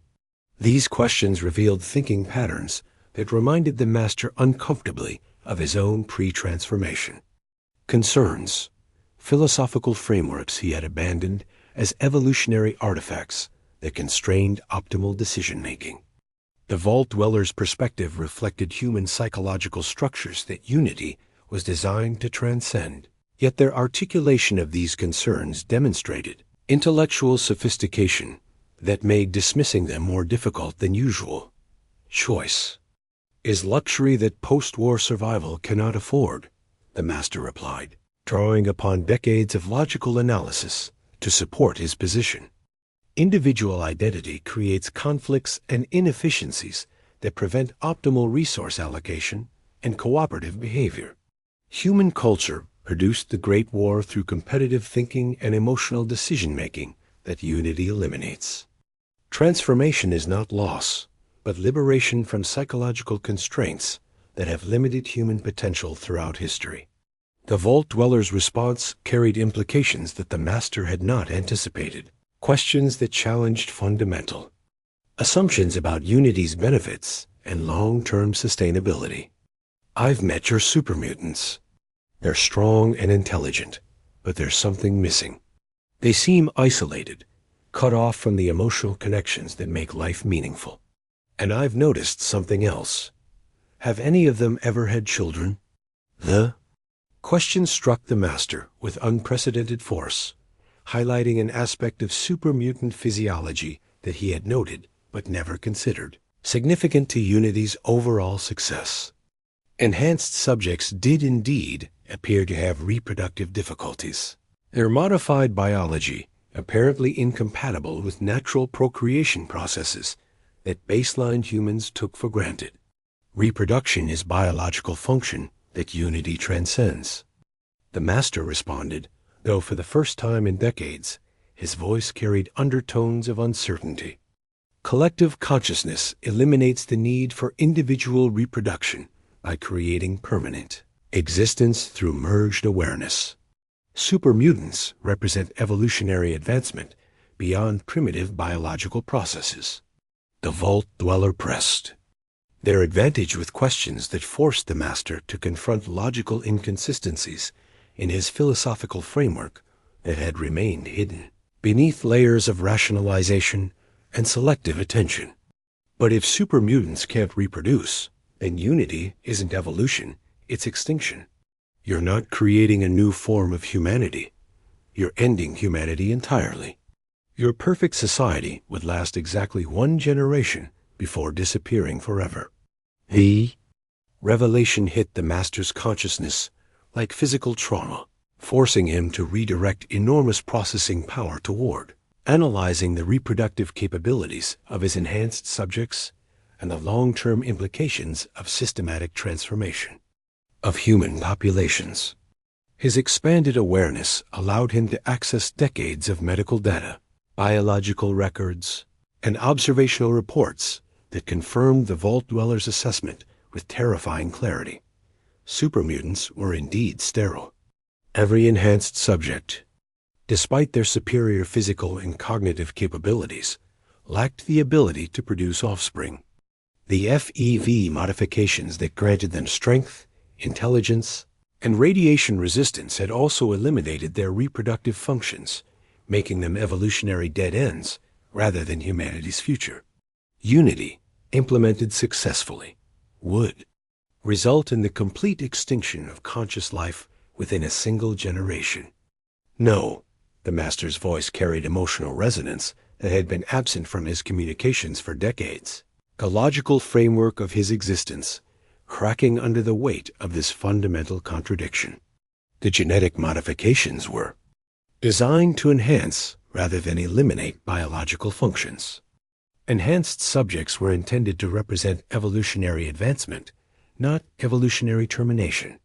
The Vault Dweller's presence seemed to trigger something approaching the memory of human emotion in the Master's transformed consciousness. Reminders of the man he had once been and the humanitarian goals that had originally motivated his research. Dr. Richard Gray wanted to save humanity from radiation poisoning and extinction. But you've created a cure that's worse than the disease.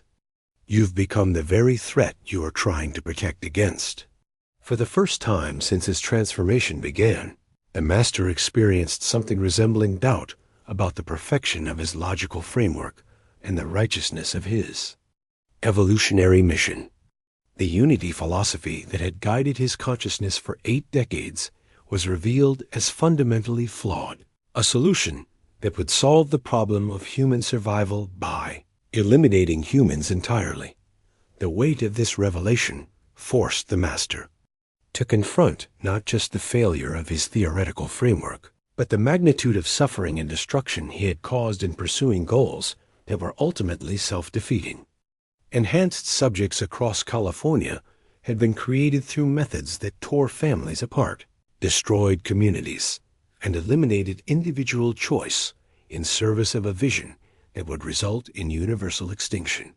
I was wrong, the Master's voice carried the full weight of cosmic horror as his expanded consciousness grasped the implications of his error. Unity is not salvation, but damnation. I have become death, destroyer of the species I sought to preserve. Richard Gray's Noble. Intentions have been perverted into the greatest threat humanity has ever faced. The Vault Dweller watched as the being before them grappled with the collapse of everything that had given meaning and purpose to nearly a century of existence. It's not too late to stop. You can end this. You can choose to preserve what remains of humanity rather than destroying it in the name of perfection. The Master's response would determine not just his own fate, but the survival of human civilization itself in the post-nuclear world. The silence that followed the Master's acknowledgement of his catastrophic error stretched through the depths of Mariposa like a physical presence, heavy with the weight of decades of misguided purpose and the terrible clarity of ultimate truth. The being who had once been Richard Gray, driven by noble intentions to save humanity from post-nuclear extinction, now faced the reality that his cure had become a plague, more deadly than any radiation poisoning could ever be. The Master's vast consciousness, distributed across multiple brains and technological interfaces, processed this revelation with the same methodical thoroughness that had characterized his research throughout both his human and post-human existence. Every calculation confirmed the Vault Dweller's assessment with mathematical certainty that left no room for rationalization or denial. Super mutants were sterile. Unity, if successfully implemented, would result in the complete extinction of conscious life on Earth. I have spent 85 years perfecting a solution that solves the problem of human survival by eliminating humans entirely. The Master's voice resonated through his chamber with harmonics that carried profound anguish.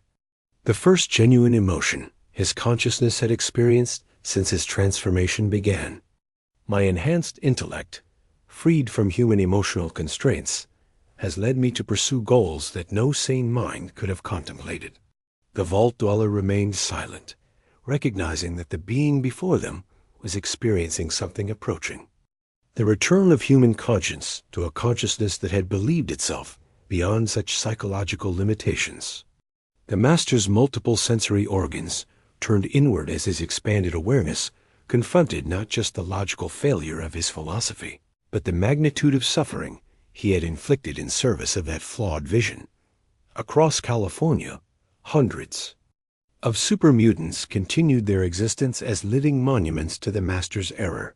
Beings of tremendous capability, trapped in evolutionary dead ends that would ensure their extinction within decades. Enhanced subjects who had served faithfully, believing in unity as humanity's salvation, were revealed as unknowing participants in a program that would guarantee the species' destruction rather than its transcendence.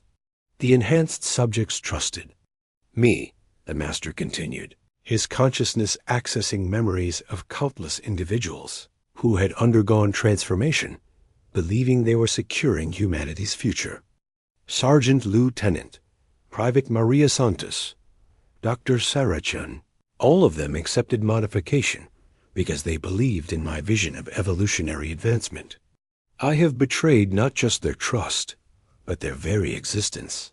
The Master's technological interfaces began displaying data streams, showing the locations and activities of super mutant populations throughout the western United States, communities that had been established according to his strategic planning and philosophical guidance.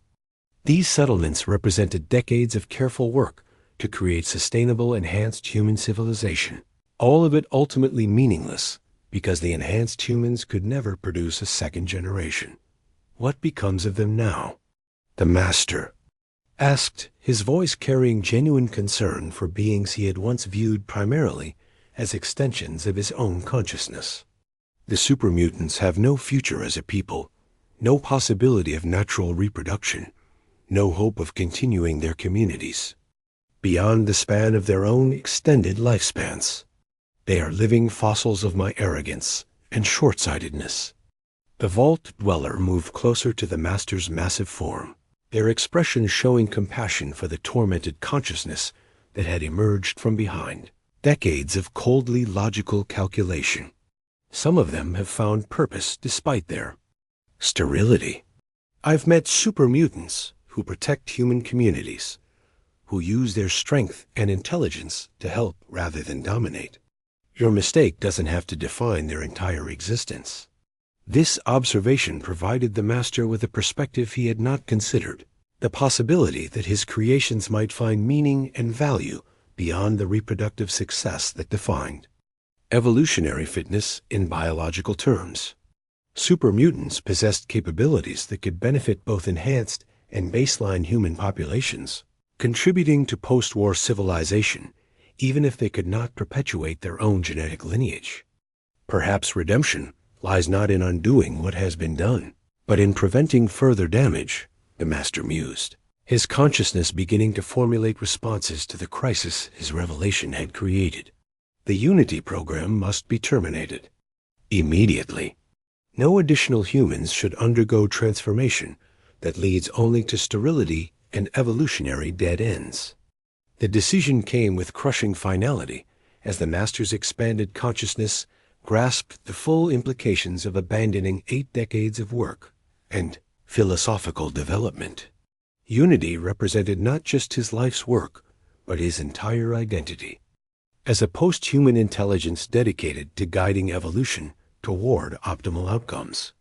Abandoning Unity meant acknowledging that his transformation from Richard Gray into something greater had actually been transformation into something fundamentally flawed and dangerous. The Mariposa facility must be destroyed, the Master announced, his voice carrying the weight of ultimate sacrifice. The Thieves stocks, the research data, the technological infrastructure that supports Unity implementation, all of it must be eliminated to prevent future repetition of my errors. The temptation to perfect what cannot be perfected must be removed entirely. The Vault Dweller watched in fascination as the Master began implementing shutdown procedures for systems that had operated continuously for decades, terminating research programs and deactivating equipment with the same methodical precision he had once devoted to perfecting Unity. His consciousness, distributed across multiple technological interfaces, worked to compile and transmit final instructions to super mutant communities across the Wasteland. I am sending termination orders to all enhanced subjects involved in Unity recruitment, the Master explained as data streams flickered across his display systems. No additional transformations will be performed. No further communities will be forced to undergo enhancement. The super mutants will be instructed to integrate with baseline human populations wherever possible, contributing their capabilities to collective survival without imposing their existence on unwilling participants. The magnitude of this decision extended beyond simple policy change to represent fundamental alteration of the Master's essential identity and purpose. For 8 decades, Unity had provided meaning and direction for his expanded consciousness, justifying his transformation and giving cosmic significance to his post-human existence. Abandoning Unity meant accepting that his evolution had been not transcendence, but tragic mistake. What happens to you now?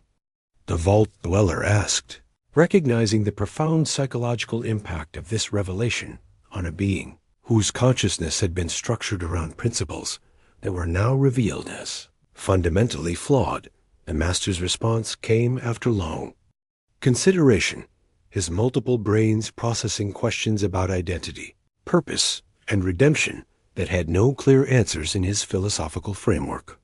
Richard Gray died when he fell into that FEV vat in 2083. What emerged was something that believed itself superior to human consciousness but proved inferior to human wisdom. Perhaps it is time for that mistake to end as well. The self-destruction sequence began with the same methodical precision that had characterized all of the Master's actions. Systems shutting down in carefully orchestrated patterns designed to ensure complete elimination of unity infrastructure while providing time for essential personnel to evacuate safely. The Master's consciousness, faced with the collapse of everything that had given his existence meaning, chose termination over continued existence in service of flawed goals. Tell them, the Master said in his final communication to the Vault. Dweller, tell the Super Mutants and the humans both, that Richard Gray's intentions were noble, but his execution was catastrophic. Let my failure serve as warning against the temptation to perfect humanity through force rather than choice. The explosion that consumed Mariposa Military Base marked not just the end of the Unity program, but the conclusion of the most ambitious and ultimately tragic experiment in directed human evolution that the post-war world had witnessed. The Master's sacrifice ensured that his mistake would not be repeated, while super mutants across the Wasteland faced uncertain futures as the last generation of beings caught between human and post-human existence in choosing destruction over perpetuation of error. The Master had finally achieved something approaching the redemption that had eluded Richard Gray throughout his transformation from idealistic scientist to cosmic threat. His final act restored the human choice and dignity that Unity had sought to eliminate, ensuring that humanity's future would be determined by humans themselves rather than by superior beings who had forgotten what it meant to be human. The morning sun rose over the California wasteland with the same indifferent beauty that had marked countless dawns since the Great War, its golden light painting the ruins of civilization in hues that suggested hope rather than despair. Where Mariposa Military Base had once burrowed deep into the desert, only a crater remained, filled with radioactive glass that would serve as monument to both the greatest scientific achievement and the most profound moral failure in post-nuclear history. Across the wasteland, super mutant communities received the Master's final transmissions with reactions that ranged from confusion to relief to profound loss. For decades, these beings had served Unity with devotion born from genuine belief that their enhanced capabilities represented humanity's evolutionary future. The revelation that their sterility made them evolutionary dead ends rather than humanity's successors forced a fundamental reevaluation of purpose and identity that would define the remainder of their extended lifespans. In the settlement of Broken Hills, a community that had successfully integrated super mutants with baseline humans and ghouls, the news arrived through radio communications that carried both sadness and strange comfort. Marcus, the town's super mutant sheriff, listened to the transmission with the stoic dignity that characterized the best of his kind, understanding immediately that his people faced a future very different from what the Master had promised. Well, I suppose we make our own meaning now, Marcus said to his human deputy, his massive frame casting protective shadows over the diverse citizens who had gathered to hear the news. The Master gave us strength and intelligence, even if he couldn't give us a future as a people. We can use those gifts to help build something better than what came before, even if we can't pass it on to children of our own. Throughout California and beyond, other super mutants grappled with similar realizations about their place in post-war civilization. Some chose isolation, retreating to remote areas where they could live out their remaining decades without confronting the implications of their sterility. Others embraced integration with human communities, offering their enhanced capabilities in service of collective survival and reconstruction. The Vault Dweller emerged from the ruins of Mariposa, carrying not just victory over an existential threat, but profound understanding of how noble intentions could become monstrous outcomes when divorced from human wisdom and moral constraint. Their journey back to Vault 13 took them through settlements where the Master's influence had been felt for decades. Communities now adjusting to a world where forced evolution was no longer an impending threat. In the hub, traders spoke of Super Mutants who had abandoned Unity recruitment missions to become protectors of caravans, using their radiation resistance and combat capabilities to guard trade routes through the most dangerous regions of the Wasteland. These former agents of forced transformation had found new purpose in preserving the freedom of choice their master had sought to eliminate. The town of Junktown celebrated quietly as news spread that the Unity threat had ended, its citizens grateful that their children would grow up in a world where human identity remained a matter of personal choice rather than imposed modification. The Vault Dweller paused in their journey to share details of the Master's final revelation, helping communities understand that the Super Mutants among them were not threats to be feared, but tragic figures deserving of compassion and acceptance. As autumn settled over the Wasteland, the long-term implications of the Master's defeat began to emerge in ways both subtle and profound. Human settlements that had lived under the shadow of potential forced transformation experienced cultural renaissance, as creative expression and individual achievement flourished without fear of Unity's homogenizing influence. Artists created works celebrating human diversity. Scientists pursued research guided by ethical frameworks rather than purely logical optimization, and philosophers debated questions of consciousness and identity without the specter of mandatory transcendence looming over their discussions. The Super Mutants themselves adapted to their changed circumstances with dignity that honored both their enhanced capabilities and their residual humanity. Many became teachers, sharing their expanded knowledge with human students who would carry that learning into futures their instructors could never see. Others devoted themselves to construction and engineering projects, building infrastructure that would benefit generations they could never produce, but communities they had chosen to serve. In quiet moments throughout the Wasteland, former Unity adherents reflected on the profound tragedy of the Master's story, recognizing in his fall a cautionary tale about the dangers of believing that superior intelligence automatically conferred superior wisdom.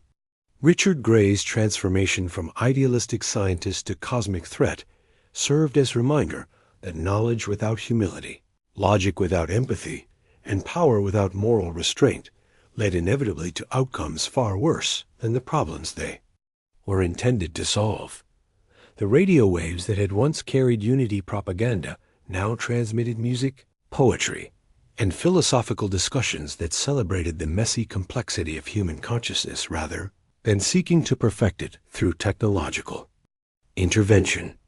These broadcasts reached Super Mutant settlements where enhanced beings listened with appreciation for expressions of humanity could understand but never fully share, finding beauty in the very limitations the Master had sought to transcend. As winter approached, the Wasteland settled into patterns of cooperation and mutual aid that reflected lessons learned from both the Master's vision and his ultimate failure.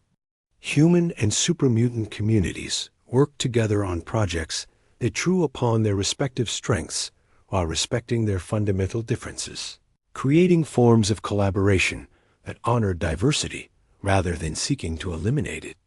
Through forced unity, the Vault Dweller reached their destination as the first snows began to fall, carrying with them stories of redemption and renewal that would inspire hope throughout the Wasteland for generations to come. Behind them, the crater that marked Mariposa's destruction slowly filled with radioactive snow, nature beginning its patient work of reclaiming even the most devastated landscapes. In settlements across California, parents told their children bedtime stories about the Master's rise and fall, teaching lessons about the importance of choosing cooperation over compulsion, wisdom over intelligence, and humanity over perfection. These tales served as cultural inoculation against future temptations to solve human problems by eliminating human nature, ensuring that Richard Gray's tragic mistake would not be repeated by subsequent generations. The wasteland slept peacefully, under winter stars that shone with the same eternal light that had witnessed both humanity's greatest triumphs and its most terrible failures. In the quiet darkness, super mutants stood guard over human settlements, their enhanced senses protecting communities they could never truly join but had chosen to serve. Their presence served as living reminder that even the most profound mistakes could be transformed into sources of strength and protection when guided by renewed commitment to human dignity and choice. Tomorrow would bring new challenges and opportunities for the diverse communities of post-war America. But tonight, the wasteland rested secure in the knowledge that humanity's future remained in human hands, shaped by human choices, and guided by human wisdom, tempered with hard-won understanding of both the promise and peril that lay in dreams of perfection. The story of the Master was complete, but the story of humanity in all its imperfect glory continued, enriched by the tragic lesson of what could be lost when good intentions were pursued without regard for the very humanity they sought to save.